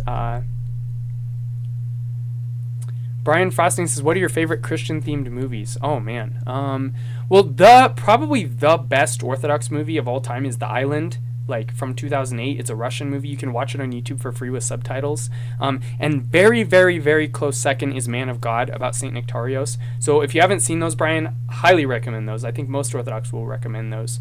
And they're both. I think you watch Man of God on YouTube with ads, or you can get an ad blocker, and I think it's free with ads.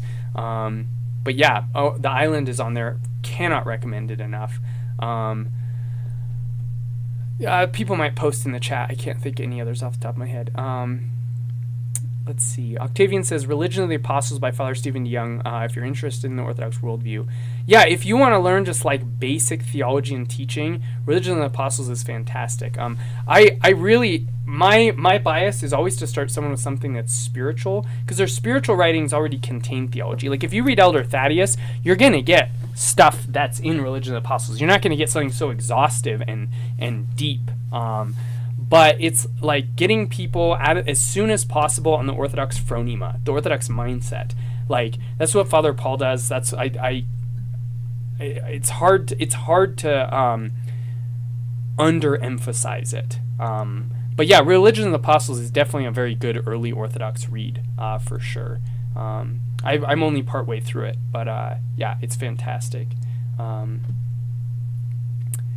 Let's see. Okay, we're probably coming closer to wrapping up here.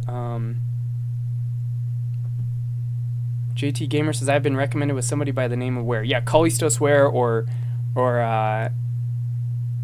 Timothy Ware sometimes. Yeah, he has a book called The Orthodox Way, which is really good. I still feel like there's books I'd recommend before that, even though that's a really good book. And then he has his book, The Orthodox Church, which is a history of the Orthodox Church. It's like your first book that's just a history of Orthodoxy. The book I'm recommended, Age of Paradise, is a lot easier read than that one, and it's all of Christian history. It explains a lot more. His book is very technical, but it's definitely a good early Orthodox book, The Orthodox Church by, and sometimes it's under Timothy Ware, but Callistos Ware is his baptismal name. But yeah, and so they might have recommended Orthodox Way. I would lean towards the Orthodox Church of those two books, but Numbers of Letters says Portland recently turned liberal this year.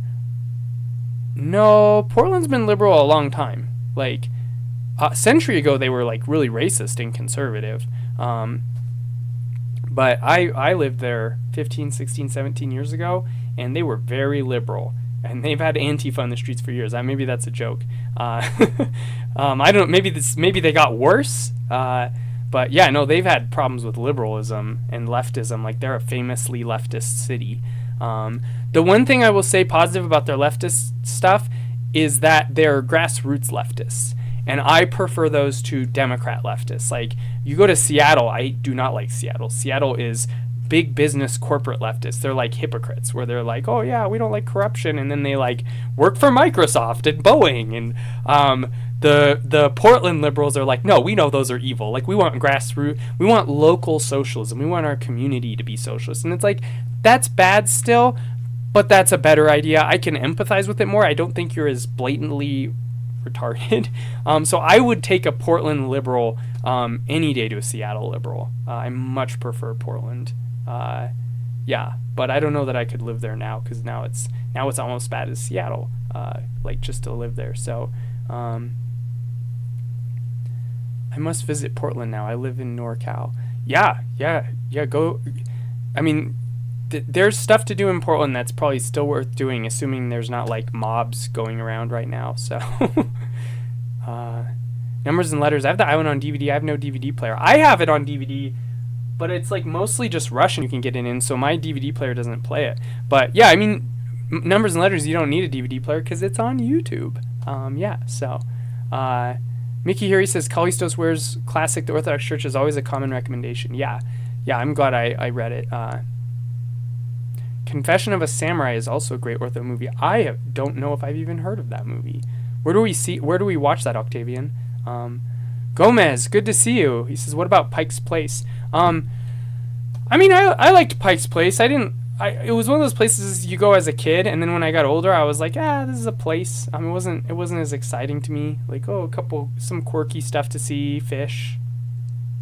I don't know, Gomez, if there's something maybe you like a lot more, but Portland just had like so many places for music, so many weird food places. I used to, like, people would come to visit me, and I would just take them on a tour of all the weirdest food places in Portland, and they loved it. Everybody loved it, and I loved showing them all my favorite food. Killer Burgers, peanut butter pickle bacon burger, Bartini with their like 50, 60 different martinis that are all like half off, so they're like $3 or $4. and you can all get like 2 or 3 martinis, and then you sip all of them.